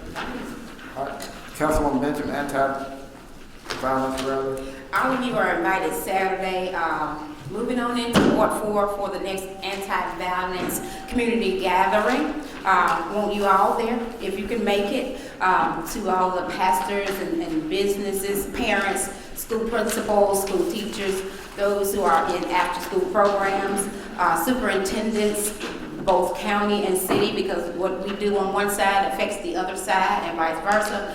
All of you, laypersons, everyone is invited on this coming Saturday. We're going door knocking at 12 noon. At 2 p.m., the event will begin at the Ward 4 Kaboom Playground that's on the corner of First Avenue and Green Street. We'd love to have you there. We are going to call out the names of those loved ones who have been lost to violence, the ones that I have permission. Let me make that clear. I've gotten permission from several, and we will have a memory wall that we will allow the family members to sign, and candlelight, and then we will have a call to lay down the arms. And so please, if you are available to door knock with us at 12 noon, come. If you cannot, please come at 2 p.m. Bring the young ones. Don't leave them at home. We need you to bring them with you at 2 p.m. at the Ward 4 Kaboom Playground. The parking, when you get there, parking will be on the Lawrence Street side in the vacant lot. I had Councilman Randolph and another citizen to go and clear that lot today for me. So I want to thank you all. So that request that y'all have in Public Works, never mind. They took care of it for me today. I want to appreciate you for that. He's doing a lot of great things as he's homebound. Thank you, Councilman Randolph, and the citizen that helped him. They had 2 riding lawnmowers so that you can have some clear parking. So parking on the Lawrence Street side, and then you know the playground faces the First Avenue side. Okay, so that's Saturday. Hope you all can come. And Councilwoman, tell us again, what day is this? Yes, Saturday, October 13th. Door knocking is at 12, and the actual community gathering itself starts at 2 o'clock p.m. All right, Councilwoman Thomas. Councilman Benjamin, when you say you're door knocking, what area you'll be walking, doing door knocking? That same area in Ward 4, you know, we connect, Councilman LaShore, Councilman Randolph, and we connect at a certain point, basically at the Marie Foster point. We kind of connect, so it depends on how many feet we have walking, which directions we can go. So we're definitely going to cover that side, and if we get a chance to cross over and go down, we'll do that as well. Okay. All right, thank you. Before we go to Councilman LaShore, business item amended budget. I passed out a memo to the council, and my recommendation is to, prior to the budget hearing, I'm still extending the invitation to the mayor and also the department heads. Once we have this amended budget, to please come forward if they would like to exchange ideas, and let's see how we can amend the budget and ideas that they may have. I'm still extending the invitation for the department heads and the mayor. But Mr. Terry Ward was mistakenly taken out of the budget. Ms. Judith Porter for personnel, Mr. John Lawson, Public Works. And I think Ms. Harrison, you asked for Ms. Cindy Stedemeyer. She was part of the budget line in your office. Am I correct? Yes, sir. Okay. Actually, she was in my office temporarily as a result of what occurred at the Dallas Academy meeting. But she has been working with me until I got ready to open that position up for hire back in the summer. And I went through the interview process, and she was the candidate that was chosen to fill that vacant position in my office. Councilman Johnson? Yes, Mr. President. We really need to put Ms. Lola Sewell back in the budget as well. She has done outstanding work in Ward 8. We really need to get her back out there. And matter of fact, she's been working now on her own without pay, you know, so, and I appreciate her. So we really need to put Lola Sewell back as well. Okay. All right. Councilman? Are we saying there's a reason she didn't apply for the space we left open? I don't know what the reason is. I don't even know why she was taken out. It's there. I mean, the other vacancy is there. So they didn't, you mentioned that too, Mr. President? Anybody mentioned that? Is she aware? Well, I'm not sure, but I know she. I'll check with her tomorrow. Yeah, but she needs to be back working. Also, I think they're concerned about the ones that have been off. They gonna get repaid for the days. Yeah. Okay. I mean. Retroactive. Right. That's what I told Mr. Jackson. Yeah. Also. But he should have explained it to her when he gave her slip. He should have told her. And she might have. The HR person, Mr. Sean Van Dyke, was the one that he should have explained to her and let her know that she should have. She wanted to keep the code enforcement position that we had available, she had to do nothing but reapply, which he probably didn't explain to her. And it's not like we just didn't leave her out. I will follow it up with a two. Yeah, please, because I was lost myself on it. Councilman Benjamin and Councilman LaShaw. Yeah, and just for clarity at the end, Councilman Johnson, so the A post certification was left open for a certified person, but the conversation went, and everybody might not have been there, the conversation was leave the vacant code enforcement position open for Ms. Sewell. And when you said that just now, I was like, why does she not want it? No, she wanted, but I guess she felt like she should have. He should have told her, the HR person. She doesn't. He gave her a pink slip. He should have told her that she had the opportunity to keep her job. She just had to fill the application with the one we had vacant. Well, one thing, I would encourage the HR department, whenever an employee leave or change a job, please communicate it in an email form to let everyone know. So that was one of the requests that I did ask from the HR department. Councilwoman Young?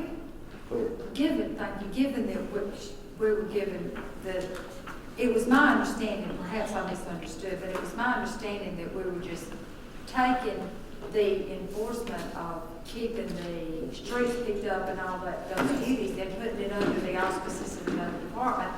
It was my impression that the job, that position should just be transferred. Because That's why we left it in there. Transfers happen frequently, but so I don't know why that happened like that. But the HR person, he gave her the pink slip. Yeah, I understand Well, that. basically what we can do I don't is, think that was our intent. No. basically what we can do is, council members, after we vote on this tonight, have a finance committee meeting next week, and also look at some other employees. Councilman Randolph, you got your hand up. No, I was gonna ask, you want a motion made on this? Yeah. No, I think Councilman Short. Yeah, for sure, yeah. Yes, sir. Yeah, Mr. Chairman, before I get into that, I want some clarity to be understood. There are some misunderstanding in our police department that there are certain positions that have been demoted. And I don't think that is the case. I think it's just a typo from the personnel identifying these people. I'm hoping that is the case. For example, they're identifying Lieutenant Gant as a detective sergeant. Lieutenant Gant was promoted to lieutenant. So I'm hoping that it's just an oversight. And that's why I say look into the finance committee and come back and, also look at that. I would like to make a motion that displaced workers, the budget be amended to reinstate laborer John Walker, laborer Terry Ward, administrative assistant Judy Porter, laborer 2 John Lawson. Those are well-deserved employees that have been with us for a long time, and they're just so unfortunate that the misunderstanding of the budget process were did, and those people were given pink slips. But it just pleases me to know that my colleagues are going to do what is right, move forward to reinstate these people with no benefits loss and no breaking the service. That's my Second, Mr. President, Councilman, I was about to ask her to be behind that and her position back to her office. means Ms. Judy. Cindy. I'm sorry. And Lola Sewell. And Lola Sewell. Yes. It's already in there. I know, still put it in Put it there. there. Yeah, because he gave her the pink slip. Just a matter of record. That's right, ma'am. Just a matter of record is also the misunderstanding. That's right. Second, Mr. President. And people thought things were did with ill intent, which it wasn't. So. Okay. Second, Mr. President. Second, okay. Are you, well, I like to add the fund of recreation director is already on this paper. I thought, Mr. President, that we was gonna fund it, but put it into. Yeah, Defund it, put it on. We're gonna put it on appropriate. And so to explain this, remember we had 2 note takers, and Councilwoman Jackson had to leave early. Yeah. And the notepad was passed along, but the note never got to the treasurer that we said this in the meeting. So we're fixing that error because that was his suggestion. Okay, we have a motion on the floor, Councilman Schultz. Second. Oh, yes, you second. Councilman. Y'all added the defunding. Yeah, we added defund, also we added Roseau, Cindy Stellemire, Terry Ward, Julie Porter, John Lawson. And they people gonna receive it. Retroactive. Retroactive, yes, sir. Put that in the minutes. Roll call. Retroactive. Roll call, Madam Clerk. President Bowie, Yes. Councilman Bowe, Yes. Councilwoman Youngblood, Yes. Councilwoman Jackson, Yes. Councilwoman Benjamin, Yes. Councilman Randolph, Yes. Councilman LaShaw, Yes. Councilwoman Thomas, Yes. Councilman Johnson. Yes. Okay, thank you, council members. Mr. Ward. Mr. Ward, have a good night. Go take care of your family. Every man wants to take care of his family. Councilwoman Thomas. And also, Councilmember, we already have people in there, in the recreation department that's been there a long time and hope that we build it back up to where it used to be. You got a new commander in chief in charge. Terry North. Yes, that's what I'm saying, family, because the parents are very, we want them to bring their children back.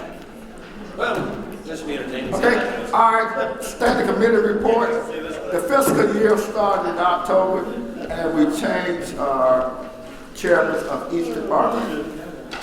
Recreation, Councilman Johnson, you're recreation. Well, I just have Closing remarks. Okay. Thank you, Mr. President. Just so happened I looked at the agenda, didn't have no idea I was moved to recreation, but anyway, that's one of my favorites. I love to do that. Being the chairperson there. But anyway, I will go out there to the stadium on tomorrow. Some things I want to look into. I'll see when I get quiet it down, rebuild it back up. But I do want to say 2 or 3 little things, and I want to thank the mayor, the city council, of getting these trucks. The trucks is coming back and clean our wards up. And like I said again, regardless, I mean, if you can get all 5 trucks and just attack one ward, I don't have no problem with that. We just need to go and clean up the city. Get that one truck to pick up the garbage, and then the new trucks go ahead and get the trash. I won't have a problem if you come to Ward 8 lab, but clean up the wards. That's right. All the trucks. Before you leave that ward. Just go in that one ward, clean that ward up, and then go to the next ward. All of them attack the wards. But anyway, on October the 22nd, out on Max Street at the club down the road, I would to talk to Lakeisha Leggett.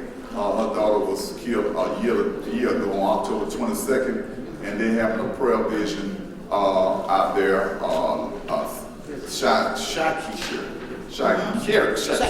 Shakira Leggett. And I'm just hoping and pray that we can get the ministers to come out, the council people to come out on behalf of her daughter. It will be at 5 o'clock on Max Street. I did get I asked the owner of the club would it be okay. They approved, said it's fine. So I look forward to many people to come out with the cameras and do a nice little prayer vision. It's gonna be October 22nd on Max at the Dunroy.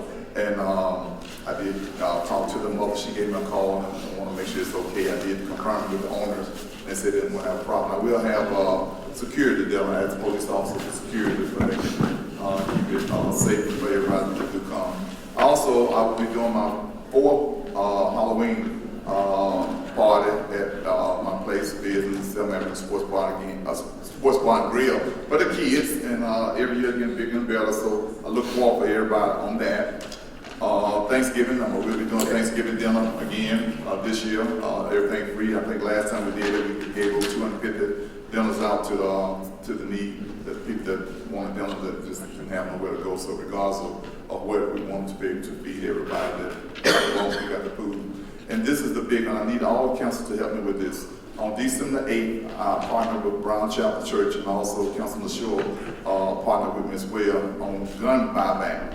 We did that, to make our fourth year doing it, and we want to do it again. But we'll do it at a different venue this time. We'll be doing it around Brown Chapel in the project area. So we will be doing gun back, buyback. We already collected close to $1,100 already. So good time. I guess we've been decent. I got a chance to talk to the police officer, Captain Paulson. She says she's deputy best date. And so if anybody got any funding and want to help us get the guns off the street, I really appreciate it. It ain't nothing but $1. I thank you for that. I ask each council person to please, our discretionary, to give us some. And I would ask every council person to join in with us because it's not just guns and water, it's guns in all wards. And all I can say now is thank you for the trucks coming in and good night, Ward 8 and City. What time for Halloween? 4 or 5, I'm not sure yet. Okay, you're 11. Yeah.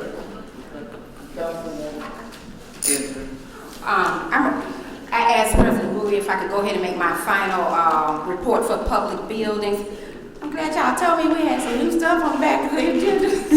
I'm going to make my final report because the last time I wanted to make this report, both of my committee members were gone and I wanted them here, so I want to do it before Councilwoman Jackson has to leave. So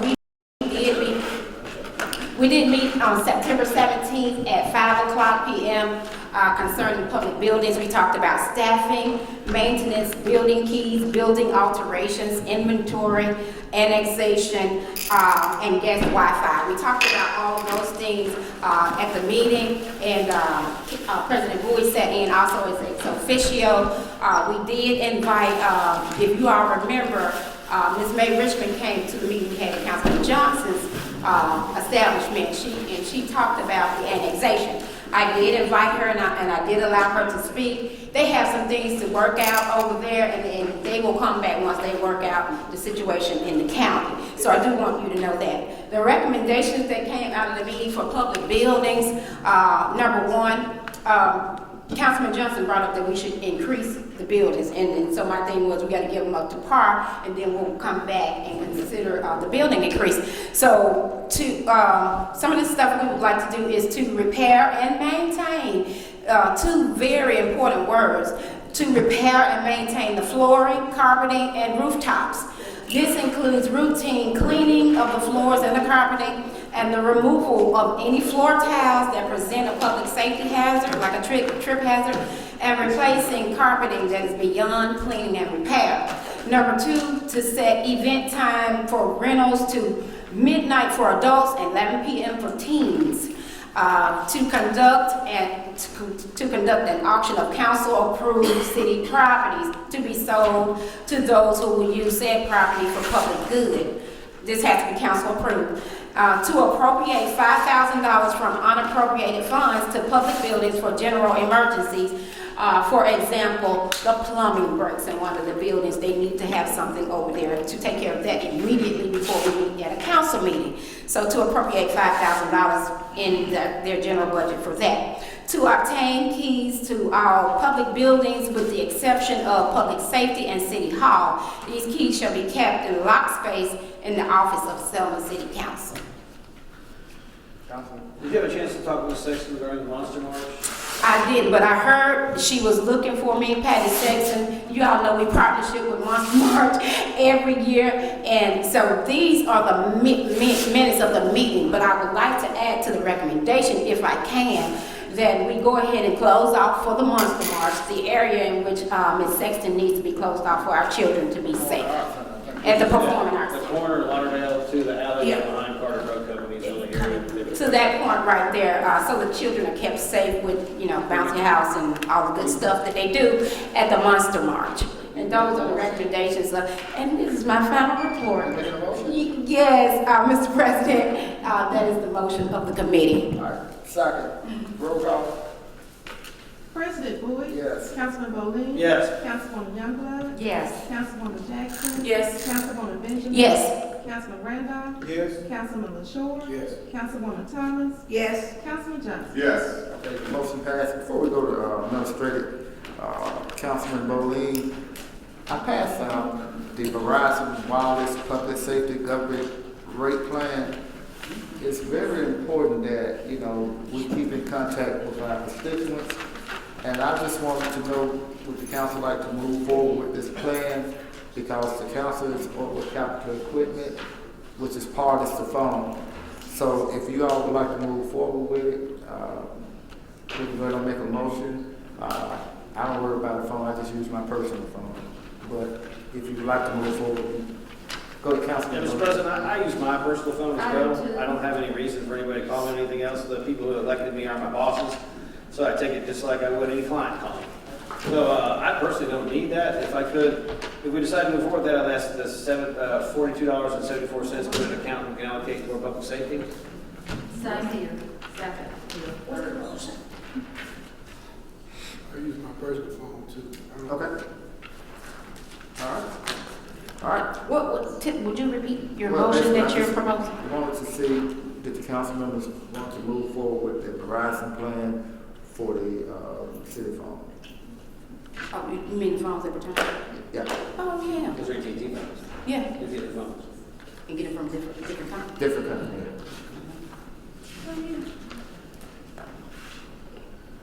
My phones are fine. What's the consensus of the council? Yeah, I use my personal phone as well, but, you know, Dr. Allen, when she was sitting in the chair that you're sitting in right now, Mr. President, and Diana was sitting in the seat that Ms. Sykes is sitting in, they gave me a phone, a brand new phone in a box. I brought it back, and I said, I'm not carrying around two phones. Y'all can have this. And she said to me, you keep it separate. She said, you separate your personal phone from the city phone, and you thank me in the end. And I did thank her in the end. Although, y'all know I call y'all from my personal phone anyway. But I have voicemail on the other phone, on the city phone. I don't have voicemail on my personal phone because it's my personal phone. And so I am going to be with this presentation that you're making. And for those who want to use it exclusively for their ward, I'm for that too. All right, I have a motion on the floor. Do I have a second? Second. On the second, Councilman Randolph. Roll call. President Bowie, Yes. Go this. Verizon. This sheet that you have. Councilman Bowman, I'm sorry for a moment of clarity. So we're just voting to see whether or not we want to proceed, but yes for those who want to participate in it? Yes. In the Verizon thing. Verizon. Okay. Well, I don't want to participate in it, so I guess I'll vote yes for those who do. Councilwoman Youngblood, Yeah, if other people want to, that's fine, I vote yes, but I'm like Carl, you can take my $42 to get the public safety, because I just use mine anyway. Councilwoman Jackson, Concur with Councilman Bowling and Councilman Youngblood, what they said. So yes. Run out of steam, Mr. Chair. She has things she needs to be doing. Councilwoman Benjamin, Yes. Councilman Randolph, Yes. Councilman I LaShaw, use my personal phone. It don't matter to me. I'm not gonna get caught up in personal use of city phones. It would be wise for all of us to use our personal phone. Councilwoman Thomas, Yes. Councilman Johnson. No, because I want to be good citizens. We don't need, I use my personal, I never use city phone, so we being good citizens. And we need money, and we don't want to raise taxes, so no.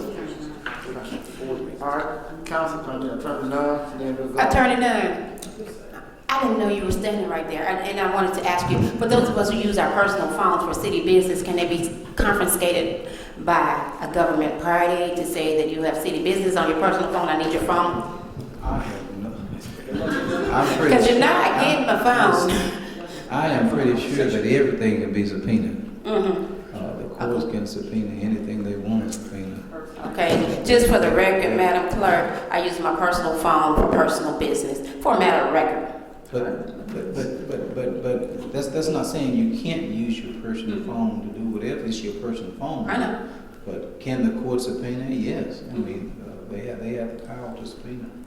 Matter of record. Councilman Bowling. Yeah, I consider my a lot of the constituents friends.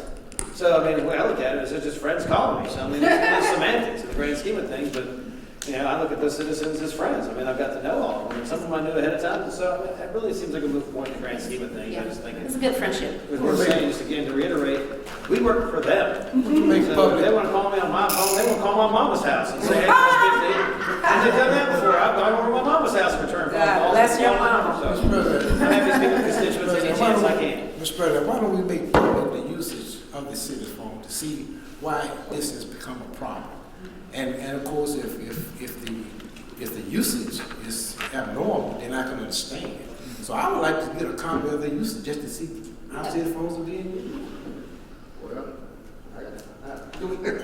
Councilman, Do we need to clean up the other phones we have and return those back in for subsequent reuse to another person and that the mayor's going to pay for a phone for? Because mine's a new phone. Mine already. Mine is paid for by me. It's in my bag, too. I bought mine I didn't know what to do with us. Use this with my money. for a little bit, I don't know. I bought mine. Councilwoman Thomas, I mean, Councilwoman Jackson. Or 2 years old. Yeah. I think at this point, This is I don't know why the phones were ever put out. So you're asserting usage. Someone else asserted they're, we're being fiscally responsible, whatever we choose, whatever term we choose to use, the phones are off. Let sleeping dogs lay. Because the government judicial system, if they choose, they can subpoena not only your phone records, they can subpoena your house phone, they can subpoena whatever they want to, anytime they want to, for whatever reason they choose to, if it goes to court. So it's just So let the phone stay off. All right, Councilman Bowling, administrator. Well, I didn't know I was in the head administrative. So Do you have a final report for your Councilman own? Mark. Look forward to that adventure, which is Each year, less at this- caustic than the recreation. So welcome to the recreation department. Good luck with that one. Let's hope we get some straight answers out of some of those folks. Maybe a little easier. You've been in the ball game a little bit longer and can probably turn the screws a little bit more. I am interested in this new subpoena power that I was reading about as a city councilman. The ability to actually subpoena department heads and bring people in here to quasi-judicial process to get to the bottom of something. And I rest assured that as we move forward to this, whether it's my department or not, if there starts to be malfeasance in any department like I had to endure with recreation, I will be pushing forward to make sure we go through that process and subpoena these people to come in here and give us the honest answers we need to be able to run the city government. I applaud the efforts of the city council to move forward with getting somebody to look at the books and get a true answer, because since I've been up here, I have not trusted one damn document that's come across here about numbers. So I'm happy to see there is some clarity on that. Plus, I will try to illustrate again, as the mayor and the city council and others pay for the radio. The citizens pay for the radio. So you're paying for the mayor to go on there and for others to go on there and be caustic and be combative regarding each other. That is continuing to destroy the fabric of this community. It continues to undermine people's confidence in this city. It's continuing to drive investors away. And I would strongly urge every one of us, the city council folks, to take the positive tack when we can. Despite our differences with who's ever in the leadership position, we have got to move forward together. This fractured nature of what we've been doing to each other is doing nothing more than destroying our community and forcing folks out of our community. So I would strongly urge, even though we do disagree on stuff, let's work together as much as we can. And if we can't agree and can't say nothing nice about each other, then don't say a word about anything. Is that a motion to scratch the radio? What's that? Is that a motion to scratch the radio?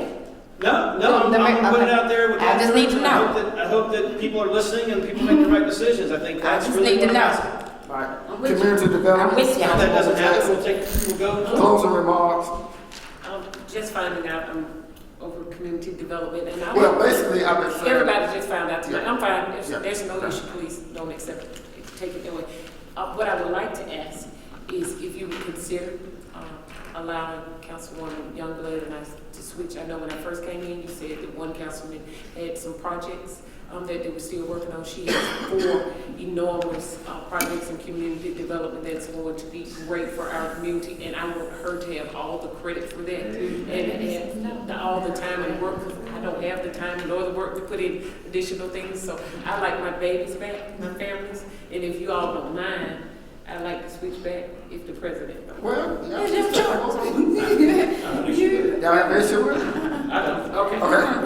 But that's fine, but Councilman Short? Yeah, Public Mr. Works, President, yeah. Public Works is a very serious committee, as all of our committees are. I would like to know who's a part of my committee first. Okay, I'll give it to you tomorrow, Richard. Okay. We got 4 trucks on the ground, and as stated earlier, that's a good thing. Now we can begin to clean up our city without any delay. I'm hoping and praying that the 5th truck will be on the ground as quick as possible, which means that all 8 wards would have some visibility of Department of Works, General Services engaging in removing trash in their respective wards. One thing council people got to understand, if this trash is intermingled with garbage, we're not going to pick it up. But I would hope and pray, Mr. President, as former General Services Director Jim Stallman indicated, that if we contact the EPA, they will give us a waiver because of our condition in our city. And I would hope and pray that that would be done quick, fast, and in a hurry, so that the truck won't have to pass up any traffic, regardless of whether you got garbage in it or not. So I think that's something that we need to get done. The other thing is, I think there's some uncertainty in our budget as it relates to the police department budget. We made it clear that we were not going to touch that budget. And to my understanding, there are some officers feel like that they have been demoted as the documents in the budget indicates. As I indicated earlier, like Lieutenant Gant, she's a lieutenant, but in the documents that I got in my possession is referring to her as a sergeant. The one document has Captain Forks as a captain. The other document, the same document, now it's the same budget, got Captain Forks as a lieutenant. I think there's some concerns as to what is the facts. The facts is that Lieutenant Gant is a lieutenant and Captain Forks is a captain, and they should not be so concerned about their current status as far as I'm concerned. The other thing, Mr. President, we got to be serious about our finances. And as I repeated more than once, simply because you got $1 million on a piece of paper, that don't mean it's in the bank. And I think as soon as our colleagues understand this, the more readily they're going to understand our financial situation. And to my colleague down there, I hate that you attack me, insinuating that I know things that other folks don't. Apparently you know something that we are not privileged to. You indicate there that. Well, and this is not no means of attacking you. I'm just stating as a matter of fact. This is what has been conveyed by you. You are my friend, Mr. Randolph, always have been, and as far as I'm concerned, always will be. So when you make these comments, I agree with you. If these things are being done, I am in lockstep with you. But don't haphazardly make these comments and don't bring us proof. I say to you, whatever thing that is illegal, anything that's going wrong that should not be according to law, you bring it to our attention with proof and we'll deal with it. With that being said, good night and be safe. Thank you. Councilwoman Jackson, thank you. Excuse me. Chairman Jackson. Family's final report. Final report. I'm back on this. My goodness. Oh, I get this. A migraine. Jesus. Okay. Let it go. We don't. I do want to say that. Come on, let's. I do want to say that Ward 3 has a meeting on Monday, October the 15th at the Performing Arts Center at 6 o'clock. Please, all Ward 3 members, please come out. We're going to have harder discussions about things like we discussed tonight, the budget and other items that have been reported. I will give you full reports on that, and I assure you I won't have a headache that night. And thank you all for allowing me to serve as your children and families chair. Thank you to Councilwoman Youngblood for allowing me to take this back, and I look forward to having our night vote. Thank you all, and good night. All right, thank you. Public building. It's new to me, I'm just on it, but I'd like to say for such, my committee, for such drive that we done with the trash trucks, bringing them, kept pushing and voting for the trash trucks. So we finally got it, and I would like to say whoever takes over with the capital equipment to keep up with, keep pushing the workforce on our equipment by keeping our city clean. And also I want to say this to the citizens in Ward 7. We will be having a ward meeting this month because it's very important to us to have our ward meeting because of things that we have had recently happened in our ward. And we also strive for public safety in Ward 7. And that is our number one thing. And our number one thing is getting our neighborhood cleaned up, making sure we take care of areas there where we have overgrown properties and trees where things are happening. So I just want to say to the citizens in Ward 7, we're going to work diligently to make sure that our neighborhood is safe for the community, and we are going to continue to stand for the non-violent, gun violence in our community. And we will be taking part with other wards that are having events on stop the gun violence. So I just want to say everybody. Also, I want to let my citizens know that I will talk to you at the council meeting, at the ward meeting, about the next step that we're moving forward into Ward 7.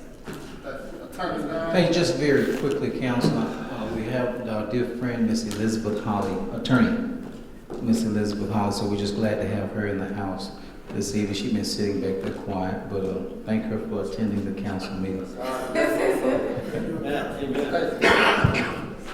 Mr. President, when I learned that Councilwoman Thomas had public buildings, and as sort of like Councilwoman Jackson, I had two major projects that I was working on. So I did get with Councilwoman Thomas, and I would like to be under her on the Public Buildings Committee so that we together can complete those two big projects under public buildings. So if you don't have me on that committee, I would like to be on the committee under Councilwoman Thomas. Thank you.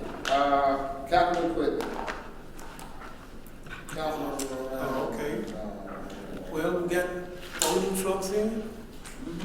You know, constituents should know that those trucks are smaller than the ones we had. You know, I'm serious, they're smaller. So I don't know how quickly we're gonna be able to pick up this trash, but man, I think it should be until we get this trash picked up in our city, it should be a round-the-clock operation. I don't, you know, I can't buy it. We got this much trash in our city, and then you just work 8 hours and go home or whatever. If we got to pay them overtime, pay them overtime. You know, let's get our streets clean. You know, if you got to run 1 8-hour shift, then another 8-hour person come in, a group of people or something like that. You know, we got to do whatever it takes to get this trash out. And like I said, my closing remarks is, you know, some of the statements I made tonight, you know, I think we need to subpoena some people to come forward because, you know, if we put a question to the mayor to talk to anybody, he's not going to approve it. So I'd like to go on the record and try to subpoena our treasurer, our tax collector, our finance director, the person who's going to pick up the mayor, and our city clerk. You know, I like to subpoena them in the county manager. So we at our next meeting, we ask those people to come in and they give us the truth.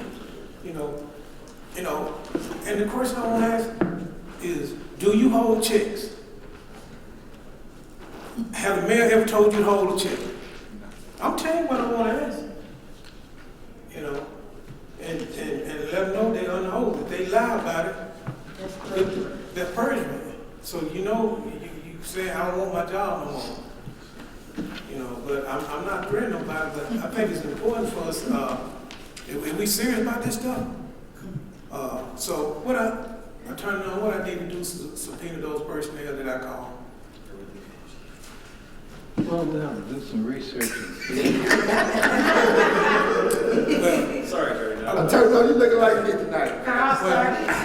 My bad, Terry. But what I'm saying is, if y'all really think the mayor gonna let these people come to our, come to us. Yeah. So I'd like to make a motion that we subpoena the personnel that I said won't come to the council next meeting, ask those questions. Okay, but the research, right? Well, pending the research. Pending Yeah, let's research. just find out what that research tells us. Because I think it's a longer process than just a quick meeting. Could we do pending research, pending everything else? We're gonna put the pen in it. Because Can we do it? that's some information that we need to know, because it's not fair for our constituents to see these memos saying, oh, you got $3,800 in the bank. And, you know, everybody know that's a lie. I know that's a lie. You know, we get more than $3,000 money sales tax, so that you know that's a lie. So you want to subpoena the finance department and the mail carrier, right? Yes. That's what he said. Yeah, the mail carrier, because the mail. He picks up the checks. We gotta, what's in the mail? No, don't you say that. No, don't you say that. No. Don't you say that. We won't just say that. But he wanna go pick up the mail. Yeah, that's, well, I was gonna say, it's kind of, I mean, how does he know what's in the mail? He just picked up the mail, he didn't go through each piece of mail. And I don't think he would tamper with mail. That's a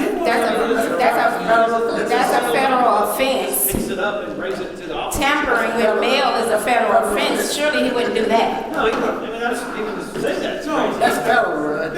Right, gets the mail and says, here's the mail. We're not saying nobody's. He wouldn't do We're that. not saying nobody tampering no mail, nothing like that. Can we let it turn down, come back with it? Yeah, just let him come back, just let him come back. Well, So the individuals who are here, may I speak to the individuals who may be here that will answer that, you would rather that they wait until after the report is back from Attorney Line? Yeah. What was the question?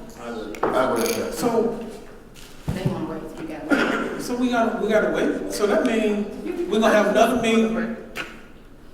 He's gonna But we may not need to do Well, it. Can, Let him research it. let research it. Let him do his. Everything I read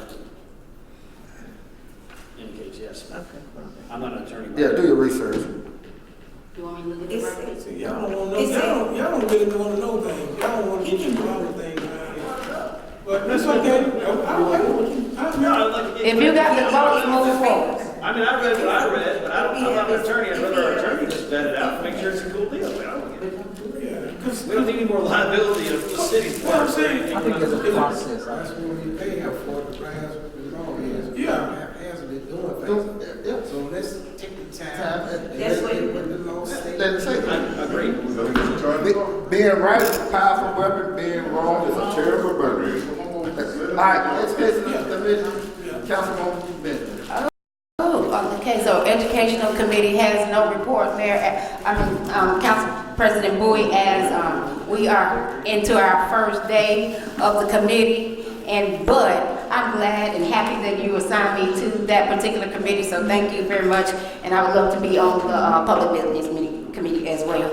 Do we have a motion for it? Yes, ma'am. You skipped. Oh, I'm sorry. Councilwoman Youngblood. Pardon the I'm committee. sorry. I just have something that I want to offer the council people to give to them, and to also I want to be sure I announce this over the radio too. And Councilman Randolph was talking about trash and trash pickups, and our city is in a horrible state, we all know that, and we've all implemented that instead of, the city hasn't been able to pick up as needed, as we have needed to have. And instead of people throwing out less, they've thrown out more. They've thrown out commodes, they've thrown out carpet, they've thrown out having their mattresses and sofas, things they're not supposed to throw out. So, and I got Attorney Nunn, God love him, to get a copy of the garbage and trash ordinance about what you can do. So I've got a copy of that for all council people. I have some extras if anybody in the audience would want one. Also, I have a little, sort of a little cliff notes here too. And I'm going to be, that just puts it in simplified terms. I gave this out at my board meeting. And I'm going to be making door hangers. Good. Good idea. And if anybody, I would be happy to share those with anybody, because what I want to do. I'll help you pay for the first batch. January the 1st is the starting day. And one of the things I'm doing is I'm having in Ward 2, somebody, a contractor go around. I know some of you have already done it. to go around and do some heavy pickup, horrible things, and then hopefully they'll be able to maintain nicer. And then I'm gonna have these door hangers hung up, and because everybody is going to know what the law is. Because if they don't do pretty, if they don't do what they're supposed to do you know, they may not pick up the trash for them anymore. The city can't stop picking up the trash. And, but anyway, I want every resident in Selma, that's why I am going to have all the council people to have these door hangers and all this information, you can copy, you can give whatever, to your peeps. So, I believe, Mr. President, I believe Councilwoman Thomas, my good little newly certified friend, had something to say, but I just wanted to offer that. Thank you, I'm sorry for. No, that's okay. No, really, I just wanted to say this and to put people on notice. The changes are coming, and everybody, you have to bag leaves. And be sure and notice the sizes. There's going to be some rules coming that say they're already in place, really, but since we haven't been able to enforce, you're going to have to be able to bag and, we're going to be enforcing all that. Okay, sorry. Thank you, Councilwoman Charles. Well, thank you, Councilman Youngblood, because you are right, because in my ward, people have begun to put, I have to go out and tell them, the sofa, the new trucks are not designed to pick up sofas, mattress, and it's designed to pick up the trash. So that's why I work daily in Ward 7 and tell them to get a truck. We get somebody we know, we pick it up and take it to the landfill. Also, too, it may be a man out there with the public service announcement at the radio, and maybe we'll have most